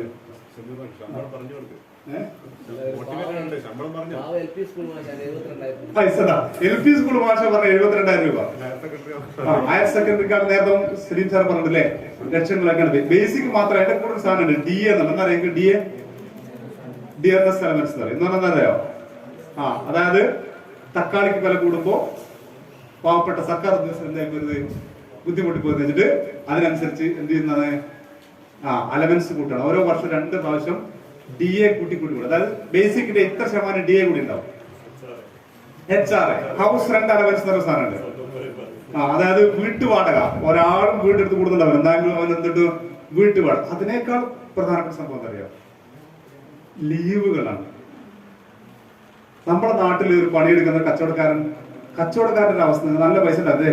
എപ്പോഴും പിറ്റേന്നത്തെ കച്ചവടത്തെ പറ്റി അവന്റെ ഉറക്കം നഷ്ടപ്പെട്ടുണ്ടാവും. പിറ്റേത്തെ കച്ചവടം എന്തായിരിക്കും പഠിച്ചു പറയാം. ഇനി അവന്റെ കുടുംബത്തിൽ കല്യാണം 3 ദിവസം കട കൂട്ടിയിരുന്നോ വേണ്ടേ? സർക്കാർ ദിവസം വേണോ? എനിക്ക് 3 ദിവസം ലീവ് എടുക്കാം. 15 ദിവസം 20 ദിവസമാണ് ഒരു വർഷത്തിൽ എനിക്ക് വെറും ലീവ് നൽകുന്നത്, കാഷ്വൽ ലീവ് എന്നൊക്കെ പറയാം. അതുകൂടാതെ ഓഫ് ലീവ് ഒക്കെ ഉണ്ട്. ഇനി അല്ലാതെ ഓരോ വർഷവും അവന്റെ ഒരു കമ്മ്യൂട്ടർ ലീവ് വരാനുണ്ട്. ഓരോ വർഷവും 11ഉം 20ഉം അങ്ങനെ കൂട്ടി കുറേ ലീവ്. അതുകൊണ്ടാണ് പലപ്പോഴും സ്കൂളിൽ നിങ്ങൾ കാണുന്നുണ്ടാവും പിരിയാൻ പോകുന്ന മാഷന്മാർ 3 മാസമൊക്കെ ഒന്നിച്ച് ലീവ് എടുക്കുന്നത്. അതെന്താണെന്നറിയോ? അവരെ കയ്യിൽ കുറേ ലീവ് ബാക്കി ഉണ്ടാവും. പിന്നെന്താ വേണ്ടി? ഒരരാജകത്വം വരുന്നത് വരെ ഇത്രയും സെക്യൂരിറ്റി പിന്നെ വന്ന സംഭവം അല്ലേ. ഒരു നാട്ടില് ഒരു ഭരണകൂടം നിലനിൽക്കുന്നവരെ ഇത്രയും സെക്യൂരിറ്റി. കാരണം ഗവൺമെന്റ് ഉദ്യോഗസ്ഥന്മാർ അധ്യാപകരില്ലാതെ നാട് പോരാ. വിദ്യാഭ്യാസം വേണം, ഗവൺമെന്റ് ചരിക്കണം, എക്സിക്യൂട്ടീവ് വേണം. പിന്നെ എക്സിക്യൂട്ടീവ് എന്ന് പറഞ്ഞാൽ ഇതാരാ? ഗവൺമെന്റ് ചരിപ്പിക്കുന്നവർ ഇവരാണ്. മന്ത്രിമാർ 5 കൊല്ലമാണ്. അത് കഴിഞ്ഞാൽ ഇവരാരെയും വിളിക്കുവോ? നിങ്ങൾ ശ്രദ്ധിച്ചു നോക്ക്. ഇവിടുത്തെ MLA എന്ത് പേരുടെ MLA വിളിച്ചിട്ടു അല്ലേ? അടുത്ത വർഷം അയാൾ MLA അയാളൊന്നും മൈൻഡ് ചെയ്യില്ല. അന്നേരം വിളിക്കുക. പക്ഷെ ഉദ്യോഗസ്ഥന്മാരങ്ങനല്ല, അവര് തിരിയുന്നവരാണ്. സെക്രട്ടേറിയറ്റിലെ ഒരു മന്ത്രിയേക്കാൾ വിലപ്പെട്ട ആളാണ് അവിടെ ആര്? അവിടുത്തെ പ്യൂണ്. ഒരു തിരുവനന്തപുരം സെക്രട്ടറി പ്യൂൺ എന്ന് പറയുന്നത്. നിങ്ങൾ നല്ല ചോദ്യം. നിങ്ങൾ തിരുവനന്തപുരം ഇപ്പൊ സെക്രട്ടേറിയറ്റ് ഉണ്ടെന്നാണ് അവിടെ അല്ലെ. സെക്രട്ടേറിയറ്റ് തിരുവനന്തപുരത്തെ കാര്യത്തിൽ നമ്മൾ ആദ്യം വിളിക്കുക, അദ്ദേഹത്തെ വിളിക്കുക അല്ലെ. ഒരുപാട് കാര്യങ്ങൾ ചെയ്യേണ്ടത് അദ്ദേഹം. ഇങ്ങനെ എക്സിക്യൂട്ടീവ്. മറ്റൊന്ന് പണം മാത്രമല്ല, ജോബ് സെക്യൂരിറ്റി. രണ്ടേ പറഞ്ഞേ, ഒന്ന് പണം. നമുക്ക് ആവശ്യമായ പണം, അടിച്ചു പൊളിക്കാണ്ടല്ല കേട്ടോ. ആവശ്യമായ പണം, ജീവിതം ആവശ്യമായ പണം നമുക്ക് കിട്ടും. സെക്യൂരിറ്റി. ഇനിയിപ്പോ അടുത്തൊരു സാധനം തുടങ്ങാൻ പോയിട്ടുണ്ട്. ഈ ജനുവരി 500 രൂപ നമ്മൾ ഇരുന്ന് പിടിക്കുകയാണ്. എന്തിനാണെന്നറിയാം? നമുക്ക് മിംസ് അതുപോലെ ഇക്ര പോലത്തെ ഹോസ്പിറ്റലിൽ നമുക്ക് പോയി ചികിത്സിക്കാം. അതാരും നോക്കിക്കോളും? ചികിത്സ മുഴുവൻ ഗവൺമെന്റ് നോക്കിക്കോളും. ഫാമിലി നമുക്ക് മാത്രമല്ല, ഫാമിലി വെൽനസ്. ഇനി നേരത്തെ ഉണ്ടായ പെൻഷൻ സ്കീം, ഒരു പെൻഷൻ സ്കീം ഒക്കെ ഉണ്ട് അല്ലെ. പെൻഷൻ ആർക്കൊക്കെയാണ് കിട്ടുന്നത് വെച്ചാല് ഇയാൾക്ക് മാത്രമല്ല, അയാൾ മരിച്ചുവല്ല, അയാളെ 55 വർഷം അയാൾ 110 വർഷം ജീവിച്ചാലും മെച്ചം കൊടുക്കുക. അതാണ് നോക്കണ്ടേ. 55 ഒരാൾ പിരിഞ്ഞു, 56 110 വയസ്സ് ഒരാൾ ജീവിച്ചാൽ 110 വർഷം വരെ അയാൾക്ക് പെൻഷനാണ്. പകുതിക്കാലം പണിയെടുത്തിട്ടും പകുതിക്കാലം ഇനി തീരെ അന്നേരം പണിയെടുത്തില്ലെങ്കിലും തീരെ പണിയെടുക്കാതൊക്കെയാണ് എന്ത് ശമ്പളം കിട്ടുന്നത്. ഇത്രയും സെക്യൂരിറ്റി ഉള്ള ജോബാണ്. പക്ഷെ അപ്പൊ ഇതിനു വേണ്ടി മാത്രമാണല്ല, പണത്തിന് വേണ്ടി മാത്രമല്ല. എക്സിക്യൂട്ടീവ്, നേരത്തെ അദ്ദേഹം പറഞ്ഞു എക്സിക്യൂട്ടീവാണ് കാര്യങ്ങൾ നിയന്ത്രിക്കുന്നത്. എക്സിക്യൂട്ടീവ് എത്തിക്കുന്ന വളരെ ഒരു IAS കാരനാകുക എന്ന് പറഞ്ഞാൽ എന്താ അർത്ഥം അല്ലെ? ഒരു ജില്ലയിൽ അനങ്ങണ്ട എന്ന് തീരുമാനിക്കാനാണ് IAS ആണ്. നിങ്ങളൊരു IAS കാരൻ ഇവിടെ വന്ന് ഇരിക്കുമ്പോൾ അദ്ദേഹത്തിന്റെ കാറ് തുറന്നു കൊടുക്കുന്ന ആള് ചിലപ്പോൾ IAS ആകാൻ ക്വാളിഫൈഡ് ആയിരിക്കും ആള്, പക്ഷെ അയാൾ എന്ത് ചെയ്തിട്ടുണ്ടാവില്ല, ട്രൈ ചെയ്തിട്ടുണ്ടാവും. നിങ്ങളോട് പറയാനുള്ളത്, ഒരു പ്യൂണാകാൻ കഴിവുള്ള ഒരാൾക്ക് ഒരിക്കലും ഒരു IAS ആകാനില്ല. സത്യമാണ്. ഒരു പ്യൂണാകാൻ കഴിവുള്ള ഒരാൾക്ക് ഒരു IAS ആകാൻ കഴിയും. അതേസമയം IAS കഴിവുള്ള ഒരുപാട് ആൾ എന്തായി പോയിട്ടുണ്ട്, പ്യൂണായി പോയിട്ടുണ്ട്. എന്തുകൊണ്ടാണ്? നമ്മളെ കിണറ്റിലെ തവള പോലെ അല്ലെ, നമ്മളെ പുറം ലോകം എന്താണെന്ന് അറിയാതെ നമ്മുടെ സാഹചര്യം. നേരത്തെ ജാഫർ മാഷ് പറഞ്ഞപ്പോൾ ഭയങ്കര സന്തോഷം തോന്നി. എന്തുകൊണ്ടാണ് ജാഫർ മാഷ് വീട്ടിൽ എല്ലാവരും, അതായത് നിങ്ങൾ നിങ്ങളുടെ ക്ലാസ് റൂമുകളൊക്കെ ചെന്ന് നോക്കിയോ, ആരായിരിക്കും പഠനത്തിലൊക്കെ പിന്നോക്കം നിൽക്കുന്നത്? എന്നിട്ട് അവരുടെ സാഹചര്യത്തെ പഠിച്ചു, അവരൊന്ന് പരിചയപ്പെടുക, അവരുടെ വീടിന്റെ സിറ്റുവേഷൻ, അവരുടെ നാടിന്റെ സാഹചര്യം പഠിച്ചു നോക്കുക അല്ലെ. മിക്കവാറും നമ്മുടെ സ്കൂളൊക്കെ വരുന്ന അധ്യാപകരുടെ മക്കൾക്ക് പിള്ളേർസ് ഒക്കെ വാങ്ങുന്നതാണ് നമ്മൾ. എന്തുകൊണ്ടാണ്? അവർക്കൊക്കെ ബുദ്ധി കൂടുതലുണ്ടാണ്. അല്ല, എന്താണ്? അവരുടെ സാഹചര്യത്തിന്റെ പ്രേരണയിൽ അവരുടെ ഇപ്പോഴാണ് അത്തരൊരു സാഹചര്യം ക്രിയേറ്റ് ചെയ്യാൻ നീഡ് ചെയ്യുന്നത് അല്ലെ. വിശുദ്ധ ഖുർആനിൽ ഒരു വാചകം, എന്താണ്? ഒരു സമൂഹം സ്വയം മാറാത്തിടത്തോളം കാലം ദൈവം അവരെ മാറ്റില്ല. അപ്പൊ ഇവിടെ നമ്മളൊരു ക്ലാപ്പ് നീഡിൽ കൊടുക്കുക, ഒരു സമൂഹം മാറാൻ തുടങ്ങുകയാണ് അല്ലെ. ഇനി ആരുടെ സഹായം ഉണ്ടാവും? ദൈവത്തിന്റെ സഹായമാണ്. മാത്രമല്ല, അങ്ങനെ സഹായം മാത്രം മതിയോ? നമ്മൾ എന്ത് ചെയ്യണം? ദൈവം പാതി നമ്മൾ പാതി അല്ലെ. നമ്മുടേതായ മുതൽക്കൂട്ടുകൾ എന്ത് ചെയ്യണം? ഇതിന് കൊടുക്കണം. അപ്പോൾ PSC ജോലിയുടെ ഇതാണ്. മറ്റു സെക്യൂരിറ്റി ഞാൻ പറഞ്ഞു, പണം ഞാൻ പറഞ്ഞു, ഫേമസ് അല്ലെ. കഴിഞ്ഞ ദിവസം ഞാൻ ബാംഗ്ലൂരിൽ പോയി. അപ്പോൾ ഞാൻ എന്താ ചെയ്തതെന്നറിയോ, ബാംഗ്ലൂർക്ക് ഒരു അപരിചിതമായ സ്ഥലത്ത് പോകുമ്പോൾ ഞാൻ പെട്ടെന്ന് എൻ്റെ കഴുത്തിൽ ഒരു സാധനമുണ്ട്, ഞാൻ അതെടുത്ത കേട്ടു. അതിട്ട് ഭയങ്കര സെക്യൂറാണ്. എവിടെ ചെന്നാലും ഒരു പോലീസുകാർ ചോദിച്ചാൽ നമ്മൾ ഈ റിബൺ കണ്ടാൽ മതി അല്ലെ, ഈ റിബൺ കണ്ടാൽ മതി, ഗവൺമെന്റ് ഓഫ് കേരള എന്ന് വെച്ച് നമുക്ക് എന്ത് ചെയ്യാം. ഞാൻ എൻ്റെ ചോദ്യം, കൊറോണ ടെസ്റ്റ് വേണ്ടി വരുമോ മറ്റോ വേണ്ടി വരുമോ? തൽക്കാലം നമുക്ക് എവിടെ ഒരു സംശയം നമ്മൾ തോന്നിയാൽ നമുക്ക് ജസ്റ്റ് ആ റിബൺ കാണിച്ചാൽ മതി. ചില സ്ഥലത്തൊക്കെ ഞാൻ ടൂറൊക്കെ പോയിട്ട് ഇത് കണ്ടിട്ട് പൈസ വാങ്ങാണ്ട് കടത്തി വിട്ടിട്ടുണ്ട്. പോയിക്കോ, കാരണം അവർ വിചാരിക്കുന്നത് ഏതോ ഒരു വലിയ ഉദ്യോഗസ്ഥനാണ്, വെറുതെ കളിച്ചിട്ട് ചെയ്യേണ്ടെന്നുള്ള രീതിയിലാണ്. അപ്പൊ ഞാൻ പറഞ്ഞത് അത്രയും ഇതാണ് അതിന് വില എന്നുള്ളത്. മറ്റൊന്ന് സാമൂഹ്യ സേവനം. നിങ്ങൾക്ക് സാമൂഹ്യ സേവനം ചെയ്യാൻ പറ്റുന്ന ഏറ്റവും വലിയ ഇതെന്താണ്? ഒരു എക്സിക്യൂട്ടീവ് ആകാന്നുള്ളതാണ്. മറ്റൊന്ന് നമ്മുടെ ഉത്തരവാദിത്തം കൂടിയാണ്. ഉത്തരവാദിത്തമാണ് അല്ലെ. ഒരു ഉത്തമ സമൂഹ നിർമ്മിതിയിൽ നമ്മുടെ ഉത്തരവാദിത്തമാണ്. നിങ്ങൾക്കൊക്കെ ഓരോ കഴിവുകൾ പഠിച്ചു തന്നിട്ടുണ്ട് അല്ലെ. എല്ലാവർക്കും വ്യത്യസ്ത കഴിവുകൾ തന്നില്ലേ. ഈ കഴിവുകൾ വെറുതെ ഒന്നല്ല, നിങ്ങൾ അങ്ങനെ ആക്കാൻ വേണ്ടിയിട്ടാണ്. ചിലര് ജില്ലാ കളക്ടറെ തീരുമാനിച്ചിട്ടുണ്ട്, അവർ ജില്ലാ കളക്ടർ ആകണം, ഇല്ലെങ്കിൽ സമാധാനം പറയേണ്ടി വരും എന്നുള്ളതാണ് അല്ലെ. ഒരാളെ ബ്ലോക്ക് ഡെവലപ്മെന്റ് ഓഫീസർ ആകാൻ തീരുമാനിച്ചിട്ടുണ്ട്, ആകണം. ഒരാളെ പഞ്ചായത്ത് സെക്രട്ടറി ആകാൻ തീരുമാനിച്ചു. പഞ്ചായത്തിലൊക്കെ പല സർട്ടിഫിക്കറ്റ് പോയ സമയത്ത് നമുക്ക് തോന്നിട്ടില്ലേ, ഞാനെങ്ങാൻ ഇതായിരുന്നെങ്കിൽ, ഇയാളെ ശരിയല്ലേ, അദ്ദേഹത്തിന്റെ മുഖഭാവവും സർട്ടിഫിക്കറ്റ് കിട്ടാതാകുമ്പോൾ നമ്മളൊക്കെ മനസ്സിലാവുന്ന സാധനം, ഞാനെങ്ങാനായിരുന്നെങ്കിൽ. എന്നിട്ട് നമ്മൾ എന്ത് ചെയ്യും? അതൊന്ന് പറഞ്ഞിട്ട് നേരെ വൈകുന്നേരം കൂട്ടുകാരെടുത്ത് പോയിരുന്നിട്ട് 4 ആളിരുന്നിട്ട് 4 മൊബൈലില് ഗെയിം തുടങ്ങും അല്ലെ. നിങ്ങളല്ല പറഞ്ഞ, ഞാൻ കോമൺ ഇത് പറഞ്ഞ, ഞാനായിരുന്നെങ്കിൽ ഭയങ്കര തോന്നും, ഞാനായിരുന്നെങ്കിൽ. അപ്പൊ PSC പഠനം എന്ന് പറയുന്നത്, ഞാൻ പറഞ്ഞു, നിങ്ങൾ എല്ലാവരും മിക്കവാറും അവസാനം എത്തിച്ചേരുന്ന ഒരു ഇതാണത് PSC. തെക്കൻ ആയിരുന്നു ആദ്യം. അതുകൊണ്ടാണ് പലപ്പോഴും നമ്മുടെ ഓഫീസുകളിൽ ആര് വന്നത്, മുഴുവൻ തിരുവനന്തപുരം കൊല്ലംകാർക്ക് ഇങ്ങോട്ട് വന്നു അല്ലെ, പത്തനംതിട്ടക്കാർക്ക് ഇങ്ങോട്ട് വന്നത്. ഇപ്പോഴാണ് കുറച്ച് ബോധം വന്നത്. ഇപ്പൊ എന്തായി, നല്ല കോമ്പറ്റീഷനായി. PSC എന്ന് പറഞ്ഞാൽ വെറുതെ കിട്ടുന്നില്ല, കിട്ടോ, നന്നായിട്ട് പഠിക്കാറുണ്ട്. ഈ പറഞ്ഞ കാര്യങ്ങൾ നിങ്ങളുടെ ഫ്രീ ടൈം ഉപയോഗിച്ചിട്ട് നന്നായിട്ട് നിങ്ങൾക്ക് പഠിക്കാൻ പറ്റണം. ഒരുപാട് ജോലിയുടെ സാധ്യതയൊക്കെ പറഞ്ഞു അല്ലെ. SLC ബേസിൽ നമ്മൾ മൂന്ന് കമ്മീഷനും പരിചയപ്പെടണം. ഒന്ന് UPSC കേട്ടിട്ടുണ്ടോ? എന്താണ്? Union public service commission. അവരാണ് പിന്നെ സിവിൽ സർവീസ് പരിഷത്ത് നടത്തുന്ന ആരാണ്? Union public service commission. IAS മുതൽ 28 സർവീസുകൾ, അതൊക്കെ ഡീറ്റെയിൽസ് ആയിട്ട് പോവാതെ പറയുന്ന ഞാൻ വിചാരിക്കും അല്ലെ. 28ഓളം സർവീസുകൾ IAS മുതൽ താഴെയുണ്ട്. അതേസമയം SSC സ്റ്റാഫ് സെലക്ഷൻ കമ്മീഷൻ കേസുകൾ, staff selection commission just general ഇംഗ്ലീഷും കുറച്ച് മാത്സ് ഒക്കെ പഠിച്ചാൽ എഴുതിയെടുക്കാൻ പറ്റുന്ന പരീക്ഷയാണ്. ഡിഗ്രി ലെവലും +2 ലെവലുള്ള, ഗ്രാജുവേറ്റ് ലെവലും അതുകൊണ്ട് +2 ലെവലുള്ള പരീക്ഷകൾ ആര് നടന്നത്? സ്റ്റാഫ് സെലക്ഷൻ, കേന്ദ്ര സർവീസ് ഉദ്യോഗസ്ഥന്മാരാണ്. നിങ്ങൾ കാണുന്ന എയർപോർട്ടിലൊക്കെ പോകുമ്പോൾ, പലപ്പോഴും ഗൾഫിലൊക്കെ പോകുമ്പോൾ കാണുന്ന ഉദ്യോഗസ്ഥന്മാരല്ലേ, അവരൊക്കെ എന്താണ്? സ്റ്റാഫ് സെലക്ഷൻ കമ്മീഷന്മാരാണ്. അവർക്ക് കേരള സർക്കാരിനേക്കാൾ കൂടുതൽ ശമ്പളമാണ്. മാത്രമല്ല അവർക്ക് കുറേ ഫെസിലിറ്റീസ് ഉണ്ട്. ക്യാൻറ്റീൻ എന്ന ഫെസിലിറ്റീസ് ഒക്കെ ഉണ്ട്. അവർ സാധനം വാങ്ങിയാൽ, ഫ്രിഡ്ജ് വാങ്ങിയാൽ നമ്മൾ വാങ്ങിയ പകുതി വില കൊടുക്കുള്ളൂ. അവരുടെ കുട്ടിക്ക് വിദ്യാഭ്യാസ ചെലവിൽ ഏതെങ്കിലും സ്കൂൾ ചേർത്താൽ അതിന്റെ ബില്ല് കൊണ്ടുകൊടുത്താൽ പൈസ കിട്ടും. അത്ര ആനുകൂല്യമാണ് ആർക്കാണ്? കേന്ദ്ര സർവീസ്. മറ്റൊരു കാര്യം കൂടെ, ഒരു ഉദാഹരണം ഞാൻ ചോദിച്ചോട്ടെ. ഒരു കപ്പൽ ഇങ്ങനെ വെള്ളത്തിലൂടെ പോവാണ്. കപ്പൽ മുങ്ങാൻ പോകുന്നു.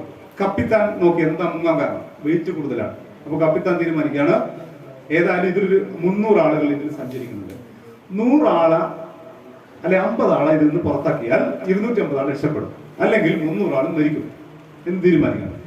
അപ്പൊ കപ്പിത്താൻ പറയണം 50 ആളെ പുറത്താക്കണം. അപ്പൊ അതിലെ ജോലിക്കാർ ആദ്യം പുറത്തിട്ട് ആര്യ അതിലൊരു ഉപകാരമില്ലാത്ത വെറും യാത്രക്കാർ അല്ലേ? അതിൽ എഞ്ചിനീയർ പിടിച്ച് പുറത്തിടോ? അതിൽ ടെക്നിക്കൽ സ്റ്റാഫിനെ പിടിച്ച് പുറത്തിടോ? ഇല്ല. അപ്പൊ ഞാനതൊരു വളരെ ഭംഗ്യന്തരാണ് ഒരു സംഭവം പറഞ്ഞാണ് ബാക്കി നിങ്ങൾ ചിന്തിച്ചുള്ളൂ. അപ്പൊ നമ്മൾ എന്താകണം? നമ്മളതില് എഞ്ചിനീയർ ആയിരിക്കണം, ടെക്നീഷ്യൻ ആയിരിക്കണം, കപ്പിത്താനായിരിക്കണം, കപ്പിത്താന്റെ സഹായി ആയിരിക്കണം. നമ്മൾ വെറും യാത്രക്കാരനായാൽ ചില സമയത്ത് കപ്പൽ തകരാൻ പോകുന്നെങ്കിൽ നമ്മളായിരിക്കും പുറത്തില്ല. കാര്യം മനസ്സിലാക്കാന്നേ വിചാരിക്കുന്നു. അപ്പൊ പറഞ്ഞു വന്നത് UPSC സ്റ്റാഫ് സെലക്ഷൻ. പിന്നെന്താണ് PSC എന്ന് പറയുന്നത് കേരളത്തിലെ ഗവൺമെന്റ് സർവീസുകൾ. SLC തോറ്റവർക്ക് പോലും പരീക്ഷ കിട്ടില്ല അല്ലെ? SLC തോൽക്കൽ യോഗ്യതയുള്ള പരീക്ഷ ഉണ്ട്. PSC അറിയുന്നത് SLC തോറ്റിരിക്കണം. അങ്ങനത്തെ കണ്ടാൽ ഇപ്പം പൂമാലിട്ട് ചെയ്തിരിക്കണം അല്ലെ? നല്ലവോ SLC തോറ്റ യോഗ്യതയാണ്. അതായത് മസ്ദൂർ എന്നൊരു പോസ്റ്റ്, KSCB-യില് മസ്ദൂർ എന്നൊരു പോസ്റ്റ്, പിന്നീട് ലൈൻമാൻ ഒക്കെ ആയിട്ട് ഉയർന്നു പോകാൻ പറ്റുന്ന ആദ്യത്തെ പണി പോസ്റ്റ്മൊക്കെ ഇറക്കിയാണ് മസ്ദൂർ. SLC തോറ്റവരാണ് ഇതിൽ എടുക്കുക മസ്ദൂർ പോസ്റ്റില്. ഈ അടുത്ത് PSC-യുടെ ഒരു വിജ്ഞാപനത്തിൽ ഞാൻ ശ്രദ്ധിച്ചു നോക്കിയ കാര്യം, പല ഇതിലും ചില വിഭാഗങ്ങൾ എത്തിയിട്ടില്ല. ചില വിഭാഗങ്ങൾ, അത് ഞാൻ കണ്ടത് ഒന്ന് ഈഴ വിഭാഗം, മുസ്ലിം വിഭാഗം, ഇവരൊക്കെ PSC വീണ്ടും വിളിക്കും, അവരെ കിട്ടാണ്ടാവും. ചില പോസ്റ്റുകൾ കിട്ടുന്നില്ല. നേഴ്സ് ഞാൻ കണ്ടതാണ്. നേഴ്സ് എന്ന കിട്ടാത്ത കാൻഡിഡേറ്റിന് NCA ഞാൻ കണ്ടത് നേഴ്സാണ്. അതൊന്ന് ഞാൻ കണ്ടത് മുസ്ലിം വിഭാഗത്തിലാണ്. എന്തില്ല, നേഴ്സിന് കിട്ടാനില്ല. ഇപ്പൊ അടുത്ത് കഴിഞ്ഞ ദിവസം വിളിച്ച പോസ്റ്റില് ഡോക്ടറിൽ കിട്ടാനില്ല. അപ്പൊ ഡോക്ടർമാരില്ലെന്ന് ചോദിക്കും. അതെല്ലാം ഗവൺമെന്റ് അവര് ചിലപ്പോൾ അതിൽ പോയിട്ടാവില്ല. ഒരുപാട് സാധ്യത, പ്രത്യേകിച്ച് പെൺകുട്ടികൾക്ക് നല്ല സാധ്യത. അവരുടെ എല്ലാ സെക്യൂരിറ്റിയോടും കൂടെ അവരുടെ സാഹചര്യങ്ങൾ വെച്ച് ജോലി ചെയ്യാനുള്ള ഒരുപാട് പോസ്റ്റുകളാണ് ഏതുള്ളത്? PSC-യിൽ. ഒക്കെ SLC ബേസ് ആണ്. SLC ബേസ് പരീക്ഷ നിങ്ങൾ ശ്രദ്ധിക്കേണ്ട കാര്യം എന്താ പറയുക? SLC ബേസ് പരീക്ഷ നിങ്ങൾ 15 വയസ്സിൽ SLC കഴിയും അല്ലെ? PSC-ക്ക് എപ്പോഴും അപ്ലൈ ചെയ്യാൻ പറ്റുക? 18 വയസ്സിലാണ്. PSC-ക്ക് 18 വയസ്സ്. എന്നിട്ട് 3 കൊല്ലം കഴിഞ്ഞ കല്യാണം കഴിക്കാവുന്ന ആര് പറയുന്നത്? ഗവൺമെന്റ്. അപ്പൊ പിന്നെ സമയം നമുക്ക് നടത്താം. അപ്പം 18 വയസ്സിൽ നിങ്ങൾക്ക് അപ്ലൈ ചെയ്താൽ SLC ബേസ് പരീക്ഷ ചെയ്തപ്പോ നിങ്ങൾക്ക് ചോദിക്കുന്ന ചോദ്യം എന്നറിയാം? ഏതാ സിലബസ് എന്നറിയാം? നിങ്ങൾ 8, 9, 10 ക്ലാസ്സിൽ പഠിച്ച ടെസ്റ്റുകളാണ്. എന്റെ വൈഫ് ഇപ്പൊ അടുത്ത് കുറെ ഭയങ്കര ആവേശത്തിലാണ് PSC പഠിക്കാൻ. അവിടെ PSC പഠിച്ചാണ് ഞാൻ അത്ഭുതപ്പെട്ടേ. കാരണം ഞാൻ വിചാരിക്കുന്നത് അങ്ങനെ ഞാനൊന്നും പഠിച്ചില്ല. നമുക്ക് ഇപ്പൊ ഹൈലി കോമ്പറ്റീറ്റീവ് ആണ്. അവള് PSC പഠിക്കുന്ന അവൾ എന്നോട് പറഞ്ഞാൽ എനിക്ക് ഒരു ബ്ലൂടൂത്ത് സ്പീക്കർ ഇത് വേണമെന്ന് ചെയ്തിട്ടില്ല. ഞാൻ എന്തിനാന്ന് ചോദിച്ചു. അതെന്തിനാന്ന് വെച്ചാല് മറ്റു നമ്മൾ വയറുണ്ടാവില്ലേ, അത് ജസ്റ്റ് ഇവിടെ വെച്ചാൽ പിന്നെ അത് കാണൂല, മഫ്തിയൊക്കെ ഇടുന്നല്ലേ, കാണില്ല. അപ്പൊ അടുക്കളയിലൊക്കെ ഇവളെ എല്ലാ പണിയെടുക്കുമ്പോഴും മൊബൈൽ അവിടെ നിന്ന് വർക്ക് ചെയ്യുന്നുണ്ടാവും. കാരണം ഇന്ന് മൊബൈലിൽ എത്ര ഇതാണെന്നറിയാം, മൊബൈൽ ഒരുപാട് ആപ്പുകളുണ്ട്, ഒരുപാട് ക്ലാസ്, മനോഹരമായ ക്ലാസ്സുകളുണ്ട് PSC. അപ്പൊ ഫ്രീ ടൈം കിട്ടുമ്പോഴൊക്കെ വെറുതെ മൊബൈലാണ് ഓണാക്കിയിടും, ഇതിട്ട് യാത്ര പോകുമ്പോഴൊക്കെ എന്തുണ്ടാവും, ഈ ക്ലാസ് കേൾക്കുന്നുണ്ടാവും. ആ ക്ലാസ് കേട്ടപ്പോൾ വളരെ ആവേശമായി പിടിച്ച് ഇപ്പൊ ഞാൻ നോക്കുമ്പോൾ അവൾ ഏത് രണ്ടാമത്തെ UP സ്കൂൾ ടീച്ചർ ലിസ്റ്റ് വന്നിട്ടുണ്ട്, മെയിൻ ലിസ്റ്റ് വന്നിട്ടുണ്ട്. അപ്പൊ നോക്കുകയെന്ന് വെച്ചാൽ അടുക്കളയിൽ നിന്നാണ് പിടിച്ചത്. എന്നോട് അവൾ പരാതിയാ പറയല്ലേ, കാരണം നമ്മൾ ഈ ഒരു ആവേശം ഒന്നും വീട്ടിൽ കാണിച്ചിടല്ലോ. അപ്പൊ നമ്മൾ അടുക്കളയ്ക്കാറില്ല. അതുകൊണ്ട് നിങ്ങൾ എന്നെ മോട്ടിവേറ്റ് ചെയ്യാറില്ല, അവൾ എപ്പോഴും പരാതി. ഇപ്പൊ അവള് വന്നാൽ ഇവിടുന്ന് പറയും ഇതൊക്കെ പുറത്തുള്ളവരെ മോട്ടിവേറ്റ് ചെയ്യാനുള്ളതാണ്, എന്നെ മോട്ടിവേറ്റ്. കാരണം നമ്മൾ അടുക്കളയ്ക്കാരൻ്റെ വരും, അപ്പൊ നമുക്ക് അത്ര ഉണ്ടാവില്ലല്ലോ. എങ്കിലും അതിന്റെ ഇടയ്ക്ക് എഴുതിയിടുന്നു. കേട്ടിട്ട് രണ്ടും മൂന്നും പേപ്പറൊക്കെ ഇതിന്റെ ഇടയ്ക്ക് എഴുതിയെടുത്തു. അടുക്കളയിൽ നിന്നുകൊണ്ട് 3 കുട്ടികളെ പിന്നെ പരിപാലിച്ചുകൊണ്ട് അതിന്റെ ഇടയ്ക്ക് വെറും ഫ്രീ ടൈം ഉപയോഗിച്ചിട്ട് എഴുതിയെടുത്തു. അത്ഭുതമായി തോന്നി എനിക്ക്. അത്രയും മുഴുവൻ മൊബൈലിൽ വരുന്ന ക്ലാസ്സുകൾ. അൺഅക്കാദമിക് എന്നൊക്കെ കേട്ടിട്ടുണ്ട്. അൺഅക്കാദമി വെറുതെ അടിച്ചു നോക്കിയാൽ മൊബൈൽ അൺഅക്കാദമി. കരിക്ക് നടിക്കുന്നതിന് പോലെ എന്തടിക്കുക? അൺഅക്കാദമി അല്ലേ? കരിക്കും കറിയില്ലേ? നിങ്ങൾ കരിക്ക് ഓരോ സമയം കാണുമ്പോഴും എന്ത് സംഭവിക്കും? ആ കരിക്കിന് കൂടുതൽ ലൈക്ക് കിട്ടും അല്ലേ? കരിക്കിന്റെ ആൾക്കാർ നന്നായിട്ട് പണം ഉണ്ടാക്കും. നമ്മൾ വെറും കരിക്കായി മാറി, വെള്ളം പോലും ഇല്ലാത്ത കരിക്കായിട്ട് മാറുന്ന അവസ്ഥ ഉണ്ടാവും. അപ്പൊ കരിക്കിന്റെ സമയത്ത് അൺഅക്കാഡമി അങ്ങനെ ഒരുപാട് സാധനമുണ്ട്. ഞാൻ അൺഅക്കാഡമി എന്ന് പറഞ്ഞാൽ വളരെ ഫേമസ് ആയ ഒരു സാധനമാണ്. ഫ്രീ ആയിട്ട് അവർ കുറെ സാധനം തരുന്നത്, നല്ല മനോഹരമായ ക്ലാസ്സുകളുണ്ട്. അതിൽ ക്ലാസ് എടുക്കുന്ന ചങ്ങായുണ്ട്, അവന്റെ പേരിന്റെ പത്തേ 50ഓളം PSC ലിസ്റ്റുകൾ. ഗവൺമെന്റ് ജോലി ഇപ്പൊ തൽക്കാലം ലീവ് എടുത്തിട്ട് ഇതിന്റെ പരിപാടി. ഇവർ പേരെന്നോട് നാമം മുമ്പിലോട്ട് കരുതും, മറന്നുപോയി, ആർക്കും അറിയാമെന്നറിയില്ല. മൻസൂർ അലി, മൻസൂർ അലി, മൻസൂർ അലിയുടെ ക്ലാസ് എന്ന് പറഞ്ഞ് സെർച്ച് ചെയ്ത് നോക്കാം. മൻസൂർ അലിയുടെ സ്പീച്ച് കേട്ടാൽ മതി, നമുക്ക് മോട്ടിവേറ്റ് ആവും. എന്റെ കഥ ഞാൻ തീർത്തില്ല. LDC കിട്ടിയിട്ട് താലൂക്ക് ഓഫീസിൽ നിൽക്കുമ്പോ എനിക്ക് മനസ്സിലൊരു ഇതില്ല, സംതൃപ്തില്ല. കാരണം എന്താ, ഞാൻ PG ഒക്കെ പഠിച്ചല്ലേ, SLC ബേസിൽ LDC ഇരിക്കണ്ടാണോ? PG ഒക്കെ പഠിച്ചാലേ ഇതിങ്ങനെ നമ്മളെ അഹങ്കാരം ഉണ്ടല്ലോ, നമ്മളിങ്ങനെ ആയിക്കൊണ്ടിരിക്കും. അത് അഹങ്കാരമല്ല, ശരി. നമ്മൾക്ക് ക്വാളിഫൈഡ് ആയ ഏതെങ്കിലും സ്ഥലത്ത് എത്തിപ്പെടാൻ നമ്മൾ തീരുമാനിക്കണം. അങ്ങനെയാണ് ഞാൻ ആ സമയത്ത് പോലും ചെയ്ത് പഠിച്ചുകൊണ്ടേയിരുന്നു. SSLC LDC പിന്നെ ലീവ് എടുത്ത് ഞാൻ IT മേഖലയിൽ ജോലി കിട്ടുമെന്ന് നോക്കിയിട്ട് ദുബായ് പോയാൽ വളരെ രസകരമായ സംഭവങ്ങളുണ്ടത്. അത് നിങ്ങൾ കേൾക്കേണ്ടതാണ്. നമ്മൾ ഈ കാണുന്ന ഗൾഫ് എന്താണെന്ന് കൃത്യമായിട്ട് ദുബായ് പോയാൽ അറിയും. ഞാൻ ഫസ്റ്റ് രാവിലെ ചായ കുടിക്കാൻ വേണ്ടി എന്റെ ഫ്ലാറ്റിന്റെ താഴെ ഇറങ്ങി ചെറിയൊരു കടയുണ്ട്, അവിടെ ചായ ചോദിച്ചു. ആ ചായ കടയിൽ നിന്ന് എനിക്ക് ചായയായിട്ട് വരുന്നയാൾ കണ്ട് ഞാൻ എത്തിപ്പോയി. അയാൾ എന്റെ നാട്ടിൽ തന്നെ വലിയൊരു പണക്കാരനാണ്. അദ്ദേഹത്തെ ഇങ്ങനെയല്ല ഞാൻ സങ്കല്പിച്ചതും കണ്ടതും. അപ്പൊ മൂപ്പര് പറഞ്ഞു, മോനെ ഇങ്ങനെയാണ് ഞാൻ ആ വീട് 5 കക്കൂസുള്ള 5 ഇതെല്ലാം വീടുണ്ടാക്കിയത്. മൂപ്പര് ആ ഫ്ലാറ്റിലെ ഒരു റൂമിൽ രാവിലെ ഞാൻ കണ്ടിട്ട് ക്യൂ നിൽക്കുകയാണ് കക്കൂസിന് മുമ്പിൽ. കാരണം ആ റൂമിൽ 8 ആളില്ല, ഒറ്റ കക്കൂസുണ്ട്. ഇങ്ങനെ ക്യൂ നിന്നിട്ടാണ് നമ്മുടെ വീട്ടിലെ 5ഉം 10ഉം കക്കൂസുള്ള തിങ്കളാഴ്ച ഒന്നിനും ചൊവ്വാഴ്ച പിറ്റേന്ന് വേറൊന്ന് പോകാനുള്ള കക്കൂസുകൾ ഉണ്ടാക്കുന്ന വീടുകൾ ഉണ്ടാക്കിയത്. അതേസമയം നിങ്ങൾ ബീഹാറിലൊക്കെ ചെന്ന് നോക്കുക, അവിടെ കക്കൂസ് തന്നെ ഇല്ല, ഉണ്ടെങ്കിൽ ഒരു കക്കൂസ് ഉണ്ടാവും. അവരുടെ കുട്ടികളെ കോട്ട അല്ലെ, കോട്ടയിലിരുന്നോ പേര്, രാജസ്ഥാനിലെ കോട്ടയിലേക്ക് പറഞ്ഞു 8ാം ക്ലാസ്സിന് എന്താ വേണ്ടി IAS ആക്കാനും പറ്റുള്ളൂ. നമ്മളെന്താ ചെയ്യുന്നത്, നമ്മൾ ഇത് കണ്ട് പളവടിച്ചു അല്ലെ. നമ്മളൊക്കെ താൽക്കാലിക സന്തോഷങ്ങളെ പിറകെയാണ്. നിങ്ങളുടെയൊക്കെ മനസ്സിൽ ഇപ്പോഴുണ്ടാകുന്ന ചിന്തകൾ, എന്റെ പോലും മനസ്സിലുണ്ടാകുന്ന എങ്ങനെ നല്ലൊരു ബൈക്ക് വാങ്ങിക്കളയാണ്, എങ്ങനെ നല്ലൊരു കാറ് വാങ്ങിക്കളയാണ്. കപ്പലിൽ നിന്ന് പുറത്തു പോകുമ്പോൾ മനസ്സിലാവാം ഈ കാറും ഈ ബൈക്കും കൊണ്ട് കാര്യമില്ല അല്ലെ. എങ്ങനെ നല്ലൊരു കാറ് വാങ്ങാം, എങ്ങനെ നല്ലൊരു ബൈക്ക് വാങ്ങണം. അതൊക്കെ നല്ലതാണ്, അന്ന് മോശം ഞാൻ പറഞ്ഞു, അതൊക്കെ വേണം. പക്ഷേ എങ്ങനെ നല്ലൊരു മൊബൈൽ വാങ്ങാം, നിങ്ങൾ ചിന്തിക്കേണ്ടതല്ല. എങ്ങനെ നല്ലൊരു മൊബൈലിന്റെ അധിപനായി എനിക്ക് മാറാം, ആ ആപ്പ് എങ്ങനെ ഞാൻ ക്രിയേറ്റ് ചെയ്താകാം അല്ലേ. ഗൂഗിളിൽ എങ്ങനെ എനിക്ക് എത്തിപ്പെടാം, നമ്മൾ ഗൂഗിൾ സെർച്ച് ചെയ്തതിന് പകരം ആ ഗൂഗിളിൽ എങ്ങനെ എത്തിപ്പെടാൻ പറ്റും. നിങ്ങൾക്ക് മൊബൈലുകളിൽ കിട്ടുന്ന സെർച്ചുകൾ നിങ്ങൾ പലപ്പോഴും നിങ്ങളെ പറ്റിക്കാൻ സാധനം ഒരു അൽഗോരിതം ഉണ്ട്, സോഷ്യൽ മീഡിയ എന്തറിയോ. ആ അൽഗോരിതം എന്നറിയോ, നിങ്ങൾ എന്താണോ സെർച്ച് ചെയ്യുന്നത് അത്തരം കാര്യങ്ങൾ നിങ്ങൾ കിട്ടുന്നുണ്ടേയിരിക്കും അല്ലേ. ശ്രദ്ധിച്ചിട്ടുള്ളത് അതാണ് സോഷ്യൽ മീഡിയ അൽഗോരിതം. നിങ്ങളുടെ മൊബൈലിലുള്ളതല്ല എന്റെ മൊബൈലിൽ വരിക, അതല്ല ഫുആദിന്റെ മൊബൈലിൽ വരുന്നത്. എന്തുകൊണ്ടാണത്? അത് സോഷ്യൽ മീഡിയ അൽഗോരിതമാണ്. അതിൽ പലപ്പോഴും നമ്മൾ വീണ് പോയത്. അപ്പൊ ഈ ഒരു പളപ്പളപ്പല്ല അല്ലെ. ഗൾഫിന്റെ അവസ്ഥ അതാണ്. ഗൾഫിന്റെ ഒരു ഇതെന്ന് പറയുന്നത് മിക്കവാറും ഗൾഫ് പറയാൻ ഇവിടെ ഒന്നുമാണ്. കാരണം എന്നാണോ അവിടെ കാലുകുത്തുന്നത് അന്ന് നീ ലേശം ഉറങ്ങിക്കൊന്നറിയും മുതലാളി. അത് കഴിഞ്ഞിട്ട് പിറ്റേന്ന് പണിക്ക് കയറാൻ പറയും. ഇപ്പൊ എപ്പോഴാ പണി കൂടുതൽ അറിയാം? പെരുന്നാൾക്ക് ഏറ്റവും പണി കൂടുന്ന ദിവസം പെരുന്നാൾ. 12 മണിക്കൂറാണ് പണി. കിട്ടുന്ന ദീർഘത്തിൽ എന്നറിയോ, ഇന്നും ശമ്പളം കൂടാത്ത സ്ഥലമാണ്. അതായത് ഇന്ത്യയിൽ കൂടിയതിനനുസരിച്ച് ഗൾഫായിട്ട് സത്യല്ലേ പറഞ്ഞ ശരിയല്ലേ, ഇന്ത്യയിൽ കൂടുന്നതനുസരിച്ച് ശമ്പളം കൂടിയിട്ടില്ല. അതേസമയം അവർ കണ്ടത്, അവർ ചായയായിട്ട് അവിടുത്തെ ഓഫീസുകളിൽ പോയപ്പോ അവിടുത്തെ ഓഫീസ് അസിസ്റ്റന്റ് ഇംഗ്ലീഷ് അല്പം അറിയാന്നുള്ളത് കൊണ്ട് മാത്രം നല്ല ശമ്പളമായി ജീവിക്കുന്നു. അങ്ങനെയാണ് ഗൾഫുകാർ എന്ത് ചെയ്തത്, ഇവിടെ വന്നിട്ട് മക്കൾ എവിടെ ചേർക്കാൻ തുടങ്ങിയത്, ഇംഗ്ലീഷ് മീഡിയം സ്കൂളിൽ ചേർക്കാൻ തുടങ്ങിയത്. അത് അഹങ്കാരത്തിന്റെ ഭാഗമൊന്നല്ല.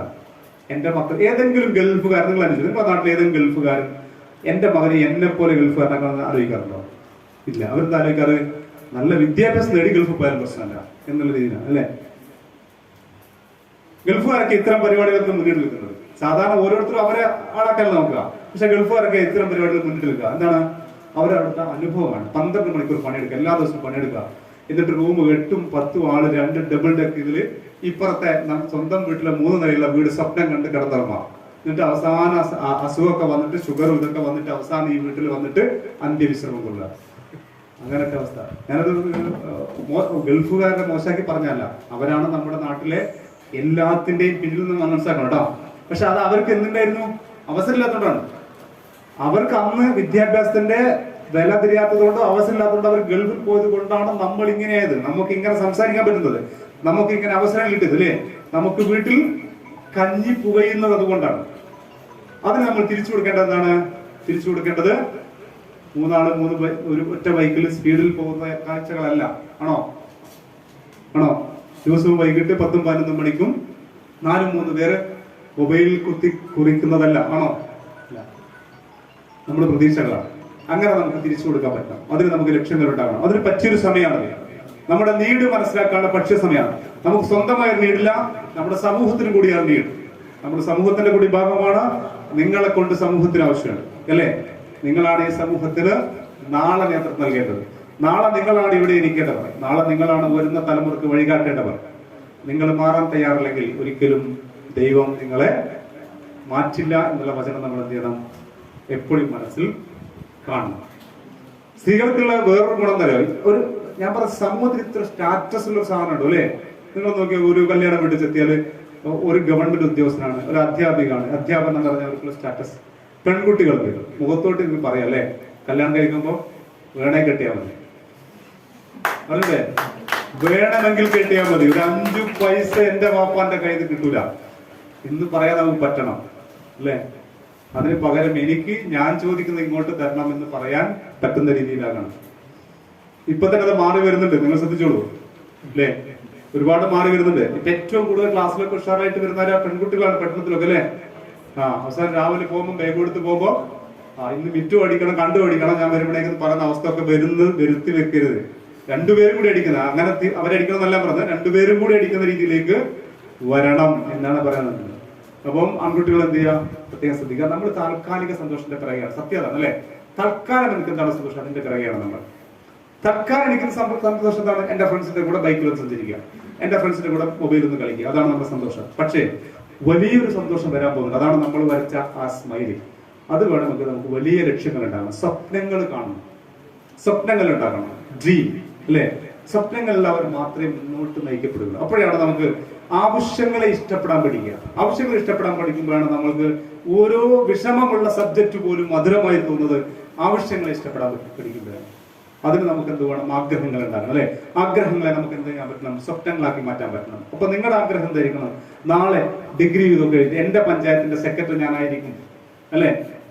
എന്റെ പഞ്ചായത്തിന്റെ സെക്രട്ടറി ഞാനാണ് നാളെ എന്ന് പറയാൻ നമുക്ക് പറ്റണം.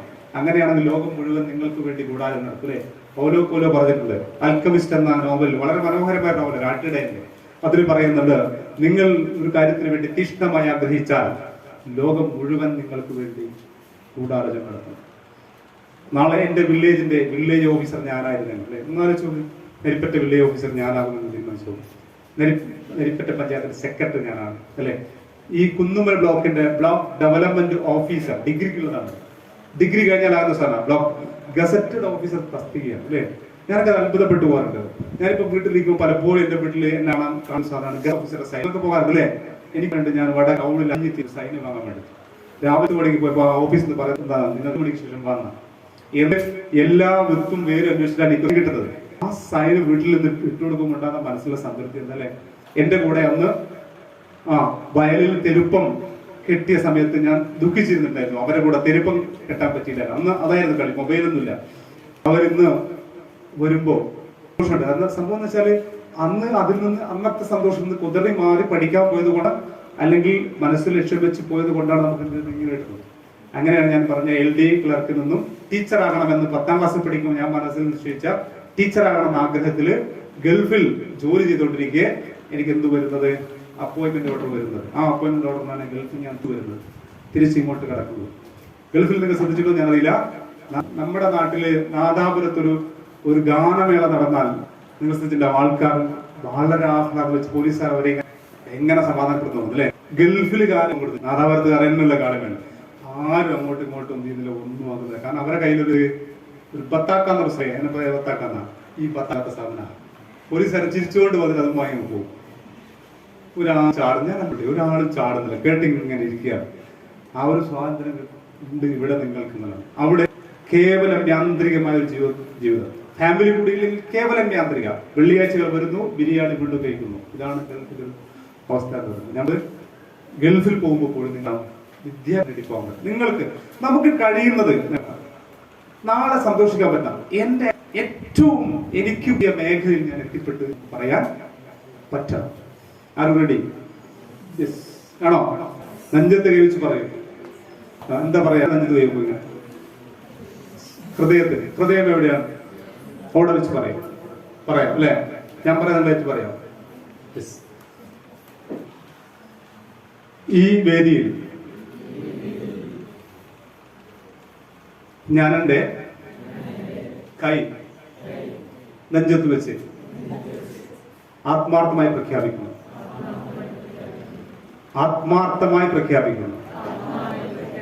അതിന്റെ അർത്ഥം അറിയാലോ? ഇവർക്ക് വേണ്ടിയോ എനിക്ക് വേണ്ടിയോ അല്ല. എന്റെ കഴിവുകൾ പരമാവധി ഉപയോഗപ്പെടുത്തി എനിക്കും നാടിനും മുതൽക്കൂട്ടാകുന്ന രീതിയിൽ ഏറ്റവും എത്താൻ പറ്റുന്ന ഉന്നതങ്ങളിൽ എത്താൻ വേണ്ടി ഞാൻ ശ്രമിക്കും. അതിന് വിഘാതമാകുന്ന സകലതിനെയും ലക്ഷ്യം മുന്നിൽ കണ്ടുകൊണ്ട് ഞാൻ തള്ളി മാറ്റും. അതിനുവേണ്ടി നിരന്തരം പ്രാർത്ഥിക്കും, പരിശ്രമിക്കും. സത്യം സത്യം സത്യം. അല്ലേ? ഇതൊരു പ്രതിജ്ഞയാണ്. ഇവരൊക്കെ കേട്ടിട്ടുണ്ട് കേട്ടോ, എല്ലാരും കേട്ടിട്ടുണ്ട്. റെക്കോർഡ് ചെയ്തിട്ടില്ലേ? സമയം എനിക്ക് തോന്നുന്നത് വൈകിട്ട് തോന്നുന്നു അല്ലേ? ഇന്ററാക്ഷൻ ഉണ്ട് അല്ലേ? അപ്പോ ഇനി എന്തെങ്കിലും എനിക്ക് ചോദിക്കാണ്ടോ?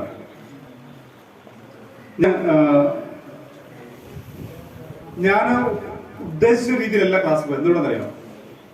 വളരെ വിശാലമായ ഒരു ക്ലാസ് നേരത്തെ കഴിഞ്ഞു പോയി. നമുക്ക് പിന്നെ അതില് എങ്ങനെ വീണ്ടും ബോറായി പോകൂലേ, വീണ്ടും റിപ്പീറ്റ് ചെയ്താൽ. അതുകൊണ്ട് ഞാനിങ്ങനെ ഒരു ഇതിലായിരുന്നത്. പിന്നെ നിങ്ങൾക്ക് ചോദിക്കാം. ആ ചോദ്യങ്ങൾ എന്തെങ്കിലും വരുമ്പോൾ ഞാൻ ആൻസർ പറയാം. ഒരു 10 മിനിറ്റ് എടുക്കാം അല്ലേ? നിങ്ങളുടെ ചോദ്യങ്ങൾ എന്ത് ചോദ്യം പ്രശ്നമല്ല. ആ ഉത്തരം പറയും. നമുക്ക് അതൊക്കെ ഇവരൊക്കെ എല്ലാവരൊക്കെ പ്രഗത്ഭരാണ്. സദസ്സിലൂടെ ചോദിക്കൂ.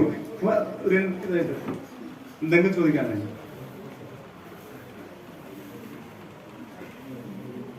ഹയർ സെക്കൻഡറി അധ്യാപകന്റെ ഒരു സംഭവമാണ്. ഒരു എയ്ഡഡ് സ്കൂൾ അധ്യാപകനാണെങ്കിൽ കൊടുക്കേണ്ട ലക്ഷ്യങ്ങൾ എത്രയാണ്? ഇപ്പൊ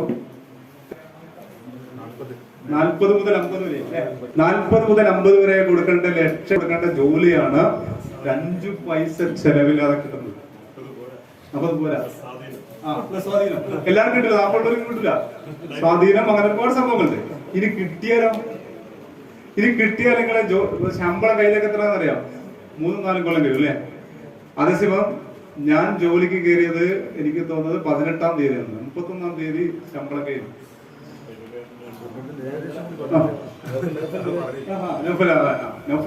സാറൊക്കെ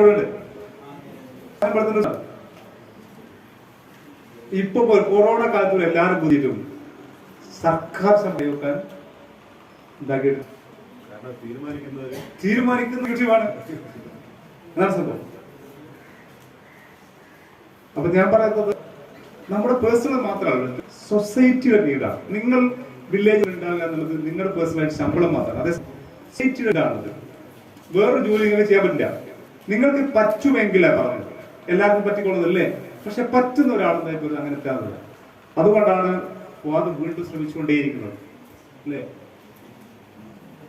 നിങ്ങൾ കോഴിക്കോട് ജില്ലയുടെ കലക്ടറായിട്ട് നിങ്ങളിങ്ങനെ നരിപ്പറ്റ വന്ന് ഇറങ്ങുമ്പോൾ നാട്ടുകാരൊക്കെ ഇങ്ങനെ അല്ലെ രോമം എഴുന്നേറ്റ് നിങ്ങളെ സ്വീകരിക്കുന്ന ആലോചിച്ചു.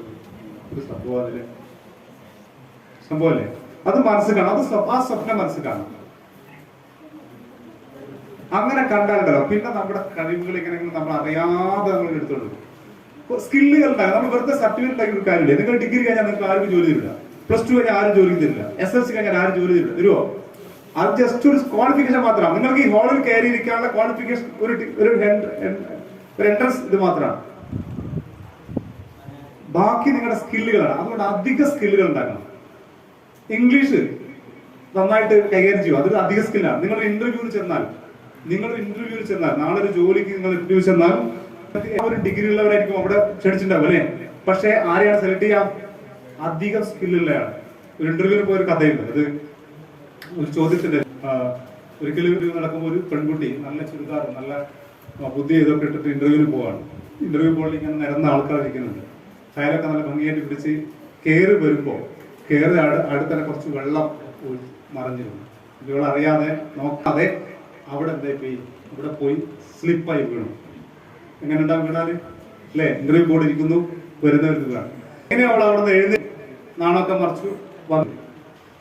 അപ്പൊ ഫസ്റ്റ് ചോദ്യം ഇതാണ്, എങ്ങനെ ഉണ്ടായിരുന്നു വന്നപ്പോൾ എന്ത് തോന്നി? നീ അവിടെ വന്ന് വീണപ്പോൾ എന്ത് തോന്നി എന്നാണ് ചോദ്യം. ഇന്റർവ്യൂ ബോർഡ് ചോദിച്ച ചോദ്യം, ഫസ്റ്റ് ചോദ്യമാണ് അവിടെ വീണപ്പോൾ എന്ത് തോന്നി. ഒരുപാട് കേട്ടാലായിരിക്കും അല്ലെ. ഇന്റർവ്യൂ മലയാറ്റൂർ രാമകൃഷ്ണനോട് അങ്ങനെ അല്ലെ. മലയാറ്റൂർ രാമകൃഷ്ണൻ IAS രാജിവെച്ച് സാഹിത്യകാരനാണ്. മലയാറ്റൂർ രാമകൃഷ്ണൻ കേട്ടിട്ടുണ്ടോ? കേട്ടില്ലേ? അങ്ങനെ ആളുണ്ടായിരുന്നു സാഹിത്യകാരൻ. മലയാറ്റൂർ രാമകൃഷ്ണൻ IAS രാജിവെച്ച് പിന്നെ എഴുതുന്നത് അദ്ദേഹത്തോട് ചോദിച്ചൊരു ചോദ്യമുണ്ട് IAS ഇന്റർവ്യൂല്. മലയാറ്റൂർ എന്ന് പറയുമ്പോൾ എന്താണ് നമ്മൾ പറഞ്ഞത് അതുമായിട്ട് കണക്ട് ചെയ്ത് ഇങ്ങനെ പോവാ ചെയ്യാം. മലയാറ്റൂർ മലയ്ക്ക് എത്ര കൊട്ടം മണ്ണ് വേണം എന്ന ചോദ്യം. മലയാറ്റൂർ മലയില് മലയ്ക്ക് എത്ര കൊട്ടം മണ്ണ് വേണം എന്നാണ് ചോദ്യം. നിങ്ങളാണെങ്കിൽ എന്താ ഉത്തരം പറയാൻ? ഒരാൾ പറയും ഉത്തരം. മലയാറ്റൂർ മലയ്ക്ക് എത്ര കൊട്ട മണ്ണ് വേണം എന്ന ചോദ്യം. എന്താ പറയാ? ഒരാൾ പറയും. ഇതിൽ തെറ്റും ശരിയില്ല. ഏതൊക്കെ ഒരാൾ ഉത്തരം പറയും. മലയാറ്റൂർ മലയ്ക്ക് എത്ര കൊട്ട മണ്ണ് വേണം മലയാറ്റൂരിനോട് ചോദിച്ച ചോദ്യം. നിങ്ങളാണ് എന്ത് ഉത്തരം പറയും? നിങ്ങൾ നാളെ ഒരു ഇന്റർവ്യൂ നിങ്ങളോട് ചോദിക്കുകയാണ്, നരിപ്പറ്റ ഒരു മലയുണ്ട്, നരിപ്പറ്റ മല എടുത്തായിരിക്കും. ഇവിടെ മല എടുത്തില്ല, കമ്മായി മലയ്ക്ക് എത്ര കൊട്ട മണ്ണ് വേണം നിങ്ങൾ ചോദിക്കണം. നിങ്ങൾ ഉത്തരം പറയും. അതൊക്കെ ചോദിച്ചു തരും. എവിടെയാ സ്ഥലം? നരിപ്പറ്റ. പിന്നെ എന്താ അറിയോ, നിങ്ങൾ ശ്രദ്ധിക്കേണ്ട കാര്യം, നിങ്ങൾ ഇപ്പോഴേ കണ്ണും കാതും മനസ്സും തുറന്നേക്കണം.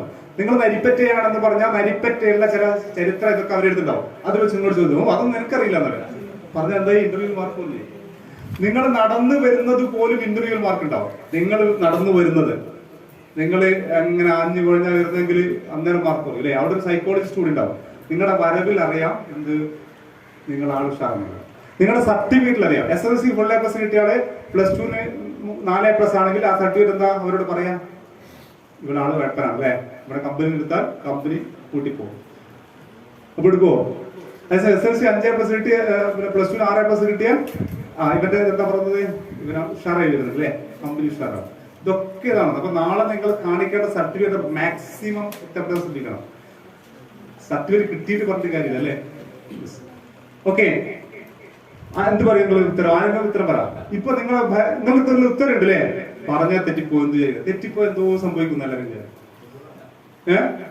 ഒരു കൊട്ട മണ്ണ് വേണം. യെസ് ഗുഡ് അല്ലെ. ഒരു കൊട്ട മണ്ണ് വേണം. ഈ കൊട്ട എടുത്താൽ ഘടിപ്പിക്കാനുള്ള വളരെ മനോഹരമായിട്ടാണ് മലയാറ്റൂർ പറഞ്ഞത്. മലയോളം പോകുന്ന കുട്ടയാണെങ്കിൽ ഒരു കൊട്ട മണ്ണ് മതി അല്ലേ. മനോഹരമായിട്ടല്ലേ മലയാറ്റൂർ മലയോളം പോകുന്ന കുട്ടയാണെങ്കിൽ ഒരു കുട്ട മണ്ണ് മതി എന്നാര് പറഞ്ഞത്? മലയാറ്റൂർ പറഞ്ഞത്. ഇതേപോലെ ഈ കുട്ടി ഇവിടെ വന്നിരുന്നപ്പോ ചോദിച്ചു എന്ത് തോന്നി വന്ന് വീണപ്പോൾ? നിങ്ങൾ എന്താ പറയാ? ഒരു ഉത്തരം പറയും. നീയാണെങ്കിൽ എന്താ പറയാ?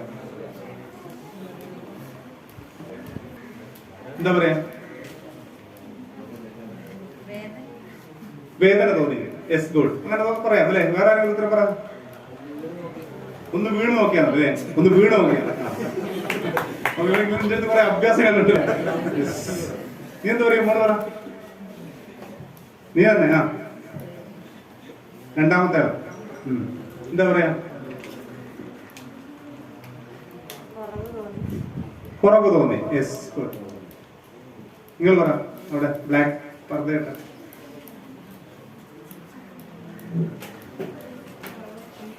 കുറവായി പോകുന്നു. ഇവിടെ വേറെ സെറ്റാ ബോയ്സ്. ഇവിടെ ഗേൾസിനോട് ഇവർ പറ. എന്തായാലും വെള്ളാണല്ലോ വന്ന് വീണ അവിടെ അങ്ങോട്ട് ചെയ്യും. എന്താ പറയാ? അവള് പറഞ്ഞ ഉത്തരം മനോഹരാണ്. അവൾ പറഞ്ഞെന്താ അറിയാം? നല്ലൊരു കമ്പനിയിലാണ് വന്നു വീണതെന്ന് തോന്നുന്നു. ഒരു ജോലി കൊടുത്തു, പിന്നെ ചോദ്യം ചോദിച്ചില്ല. അതൊരു സ്കില്ലാണല്ലേ. അങ്ങനെ നിരവധി സ്കില്ലുകൾ നേടാൻ നമ്മൾ ശ്രമിക്കണം. സ്കില്ലുകൾ പരിപോഷിപ്പിക്കുക. നിങ്ങൾക്ക് വരക്കാൻ പറ്റുമോ? നന്നായിട്ട് വരച്ച് സ്കില്ലുകൾ നേടാൻ. നിങ്ങൾ ഓരോ സ്കില്ലും അഡീഷണൽ ഒരു ഇന്റർവ്യൂ എത്തുമ്പോൾ, നിങ്ങൾ PSC ഇന്റർവ്യൂ എത്തുമ്പോൾ അവർ ചോദിക്കുക, നിങ്ങളുടെ വില്ലേജ് ഓഫീസർ നിങ്ങൾക്കൊരു കിട്ടി, ഒരു പഞ്ചായത്ത് സെക്രട്ടറി കിട്ടി, ഇന്റർവ്യൂ ഉണ്ടാവും. അപ്പൊ ഇന്റർവ്യൂ ചോദിച്ചാൽ അവർ ആദ്യം ചോദിക്കുക പഞ്ചായത്ത് എന്താ പണിയെന്ന് അവർ ചോദിക്കില്ല. നിങ്ങൾ എവിടുന്ന വരുന്നത്? നിങ്ങളുടെ ഹോബി എന്താ? എന്തെങ്കിലും ഹോബി നമ്മൾ എഴുതി കൊടുത്തിട്ടുണ്ടാവും അല്ലെ. ഹോബി എന്താ? കുക്കിംഗ് എന്ന് എഴുതി കൊടുത്തു വെച്ചോ. അപ്പൊ നമ്മള് നിങ്ങൾക്ക് ഏറ്റവും ഫേവറേറ്റ് ആയിട്ട് എന്താ, അതെങ്ങനെ ഉണ്ട്, അങ്ങനെ ചോദിച്ച് അവരിങ്ങനെ പോകും. അപ്പൊ ഇവിടെ എവിടെയും നമ്മൾ ശ്രദ്ധിക്കണം. നമ്മുടെ സ്കില്ല് എനിക്കൊന്നും അധികം പറയാം, എനിക്ക് മറ്റേളേക്കാൾ അധികം എന്ത് പറയാമോ, എനിക്ക് കുറെ കഴിവുണ്ട്, അത് പരിപോഷിപ്പിക്കുന്നതാണ്. കഴിവുകൾ പരിപോഷിപ്പിക്കാൻ വേണ്ടി ശ്രമിക്കാം. അതിന് നമ്മൾ എന്ത് ചെയ്യണം? നമ്മുടെ സമയത്തെ മാനേജ് ചെയ്യണം. സമയത്തെ മാനേജ് ചെയ്യണം. നിങ്ങൾ വെറുതെ ആലോചിക്കുക, കഴിഞ്ഞ നിങ്ങളുടെ ഞായറാഴ്ച എങ്ങനെയാണെന്ന് ഇപ്പൊ മനസ്സിലോട് കടന്നു നോക്കി. 24 മണിക്കൂർ നിങ്ങൾ എങ്ങനെയൊക്കെ ചെലവഴിച്ചു? അടുത്ത ഞായറാഴ്ച എങ്ങനെ ചെലവഴിക്കണം? നിങ്ങൾക്ക് എന്തെങ്കിലും പ്ലാൻ ഉണ്ടോ? ഇല്ലല്ലേ. ഈ പ്ലാൻ എപ്പോഴും വരിക? അതാണ് പ്ലാൻ ഇല്ലാത്തതാണ് നമ്മുടെ ഏറ്റവും വലിയ പ്രശ്നം. പ്ലാനുകൾ ഇല്ല എന്നുള്ളതാണ്. അതുകൊണ്ട് സ്വപ്നങ്ങൾ മാത്രം ഉണ്ടായിട്ട് കാര്യമില്ല അല്ലെ. ഒരു മരത്തിൽ 17 പക്ഷികൾ, അതില് 5 പക്ഷികൾ പറക്കാൻ തീരുമാനിച്ചു. ബാക്കി എത്ര പക്ഷികൾ ഉണ്ടാവും? 12 അല്ലേ? 17 അല്ലേ? എന്തുകൊണ്ടാ? തീരുമാനിച്ചിട്ടേ ഉള്ളൂ, പറഞ്ഞിട്ടില്ല. സ്വപ്നങ്ങൾ ഉണ്ടായിട്ട് കാര്യമില്ല. നേരത്തെ മുമ്പ് പറഞ്ഞ പോലെ നീട് തുടങ്ങി തീരുമാനിച്ചു, നാളെ കൂട്ടിപ്പോയാൽ പ്രശ്നമാവും അല്ലെ. സ്വപ്നങ്ങൾ ഉണ്ടായിട്ട് കാര്യമില്ല. നമുക്ക് എന്ത് വേണം? അതിനുവേണ്ടി ഡെഡിക്കേറ്റ് ചെയ്യാൻ, അതിനുവേണ്ടി ഡെഡ് ലൈൻ ഉണ്ടായിരിക്കണം അല്ലെ. അത് നമ്മുടെ അതിനുവേണ്ടി ഡിസിഷൻ എടുക്കാൻ, ഡെഡിക്കേറ്റ് ചെയ്യാൻ നമുക്ക് പറ്റണം. അതുകൊണ്ട് ഇനി മുതൽ ജനുവരി 1 മുതൽ നിങ്ങളുടെ ഓരോ അടുത്ത ദിവസവും നേരത്തെ പ്ലാൻ ആയിരിക്കണം. നാളെ ഞാൻ എന്തൊക്കെ ചെയ്യും കൃത്യമായി പ്ലാൻ ചെയ്യുക. സമയത്തെ പരമാവധി, സമയമാണ് ഏറ്റവും പ്രധാനം. സമയത്ത് പ്രത്യേകിച്ച് +2 +1 ഒക്കെ പഠിക്കുന്ന കുട്ടികളോട് പറയാം, പരീക്ഷ കൂടി വരുന്ന സമയമാണ് അല്ലെ. പ്ലാൻ ചെയ്തില്ലെങ്കിൽ അവസാനം നമ്മൾ പരീക്ഷ ഇത് കണ്ട് PSC പഠിക്കുന്നവര് റാങ്ക് ലിസ്റ്റ് വന്നതിന് ശേഷം സങ്കടപ്പെട്ടിട്ട് കാര്യമില്ല. നമുക്ക് വേണ്ടത് എത്ര ജോലി, നമുക്കൊരു ജോലിയുണ്ട് അല്ലെ, നമുക്കൊരു പോസ്റ്റേ വേണ്ടു. PSC ഒക്കെ പഠിക്കുമ്പോൾ ശ്രദ്ധിക്കേണ്ട അറിയോ, കുറഞ്ഞ പോസ്റ്റേകളൊന്നുമല്ല, എനിക്കൊരു പോസ്റ്റേ വേണ്ടെന്നുള്ള, എനിക്കൊരു പോസ്റ്റേ വേണ്ടു, അത് ഞാൻ നേടിയിരുന്നു. അങ്ങനെ ശ്രദ്ധിച്ച് ജോലികൾ ലഭിച്ചിട്ടില്ല. അങ്ങനെ കൃത്യമായ പ്ലാനിങ്ങോടെ, സ്വപ്നങ്ങളോടെ, തീരുമാനങ്ങളോടെ നമുക്ക് മുന്നോട്ട് പോകാൻ കഴിയും. എനിത്തിങ് എന്തെങ്കിലും ചോദിക്കാൻ ഉണ്ടോ? ഒന്നുമില്ല. അപ്പോ ഈ നീട് ഇങ്ങനെ സംഭവിച്ചുകൊണ്ടെന്ന് കാര്യമുണ്ടാവോ? നിങ്ങളെല്ലാരും വലത്തേക്ക് തലയിൽ വെച്ചോ. ഇടത്തേക്ക് ഫ്രീ അല്ലേ? നിങ്ങൾ ഇടത്തേക്ക് അടുത്ത് മറ്റേ ആളൊരു വലത്തേക്ക് ഇല്ലേ? കണ്ടോ? നിങ്ങളുടെ ഇടത്തേക്ക് ഈ സൈഡിൽ ഉണ്ടാവില്ല, മറ്റൊരു അടുത്തുണ്ടാവും അല്ലെ, അവിടെ ഉണ്ടാവില്ല. ഇവിടെ നിങ്ങളുടെ ഇടത്തെ കൈയുടെ തൊട്ടടുത്ത് മറ്റേ ആളുടെ വലത്തേക്ക് തലയിൽ വെച്ചിട്ടില്ലേ? നിന്റെ ഇടത്തേക്ക് ഇതില്ലേ ഇല്ലേ? ഞാൻ സ്റ്റാർട്ട് എന്ന് പറയുമ്പോൾ നിങ്ങൾ ചെയ്യേണ്ടത്, ഞാൻ സ്റ്റാർട്ട് എന്ന് പറഞ്ഞാൽ നിങ്ങളുടെ ആ ഇടത്തെ കൈ കൊണ്ട്, ഞാൻ സ്റ്റോപ്പ് എന്ന് പറയുന്നവരെ സമയമുള്ളൂ.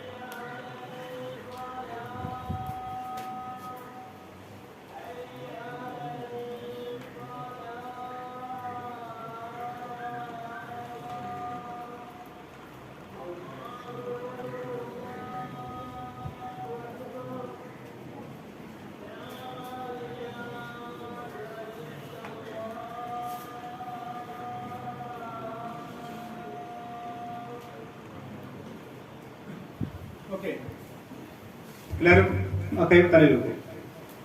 നിങ്ങൾ ചെയ്യേണ്ടത്, ഞാൻ സ്റ്റാർട്ട് പറയുമ്പോൾ നിങ്ങളുടെ ഇടത്തേക്കയുടെ തൊട്ടടുത്തുള്ള, ഞാൻ തിരിഞ്ഞു പിടിക്കൊന്നും വേണ്ട, നിങ്ങളുടെ ഇടത്തേക്കയുടെ തൊട്ടടുത്തുള്ള വലത്തേക്ക് നിങ്ങൾ ചെയ്യേണ്ടത് ആ അവർ വെച്ച തലയിൽ വെച്ച കൈ, ഇടത്തെ കൈ കൊണ്ട് ഞാൻ സ്റ്റാർട്ട് പറഞ്ഞാൽ തുടങ്ങണ്ട, ഇപ്പൊ കേൾക്കുക, എടുക്കാൻ ശ്രമിക്കണം.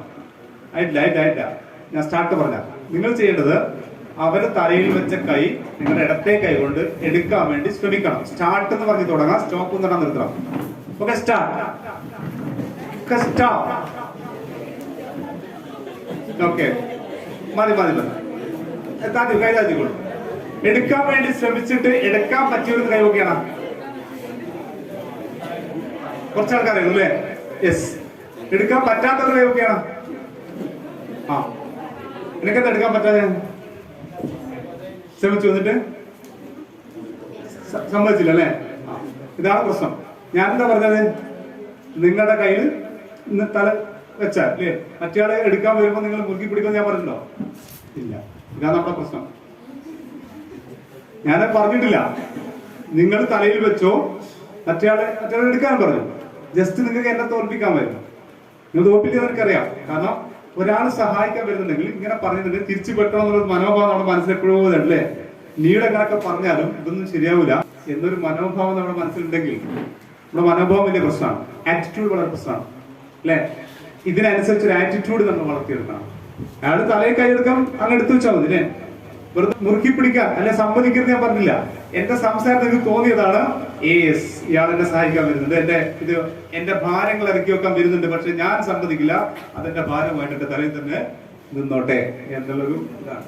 അപ്പൊ ഏതായാലും ഇത്രയും നേരം എന്റെ ശബ്ദം ശ്രമിക്കാൻ കഴിഞ്ഞതിലും അതോടൊപ്പം നിങ്ങളെ പോലെ പ്രഗത്ഭരായ ഒരു ടീമിന്റെ കൂടെ ചെലവഴിക്കാൻ കഴിഞ്ഞതിലും ഇതിനവസരം തന്ന സംഘാടക സുഹൃത്തുക്കളോട് എല്ലാവിധ ഭാവങ്ങളും നൽകി നിങ്ങൾക്ക് എല്ലാവർക്കും വലിയ വിജയം ആശംസിക്കുക മാത്രമല്ല, നിങ്ങൾ ഡയറി വാങ്ങി ഞാൻ ഫസ്റ്റിൽ എഴുതി തന്ന സാധനം അല്ലേ, ഫസ്റ്റിൽ എഴുതിയത് അത് നിങ്ങൾ എഴുതാത്തവരൊക്കെ മാറ്റി എഴുതണം. എന്നിട്ട് പുതിയൊരു ഡയറി വാങ്ങി ഈ വർഷം ഞാൻ ഈ ലക്ഷ്യം ഡയറിയുടെ ഫസ്റ്റ് പേജിൽ എഴുതി വെക്കുക. ഒരു ലക്ഷ്യം ഇല്ലെങ്കിൽ പുതിയ ലക്ഷ്യം ഉണ്ടാക്കുക. എന്നിട്ട് എന്ത് ചെയ്യാം, ഈ വർഷം അതിനുവേണ്ടി ഞാൻ എന്തൊക്കെ ചെയ്യും എന്ന്, ഇത്ര വർഷം കൊണ്ട് എന്തൊക്കെ ചെയ്യും, എന്തൊക്കെ പഠിക്കും, എങ്ങനെയൊക്കെ പോകുമെന്ന് എഴുതി വെക്കുക. എന്നിട്ട് ഓരോ വർഷവും ഓരോ മാസവും വാല്യൂഡ് ചെയ്യാം. അങ്ങനെ നല്ലൊരു വിജയത്തിലെത്തി നല്ലൊരു നാളെ അല്ലെ നരിപ്പറ്റയിൽ നീടേണ്ട ഇതിൽ ഉണ്ടാകട്ടെ എന്ന് എല്ലാവിധ ആശംസകളും നേർന്നുകൊണ്ട് ഞാൻ നിർത്തുന്നു.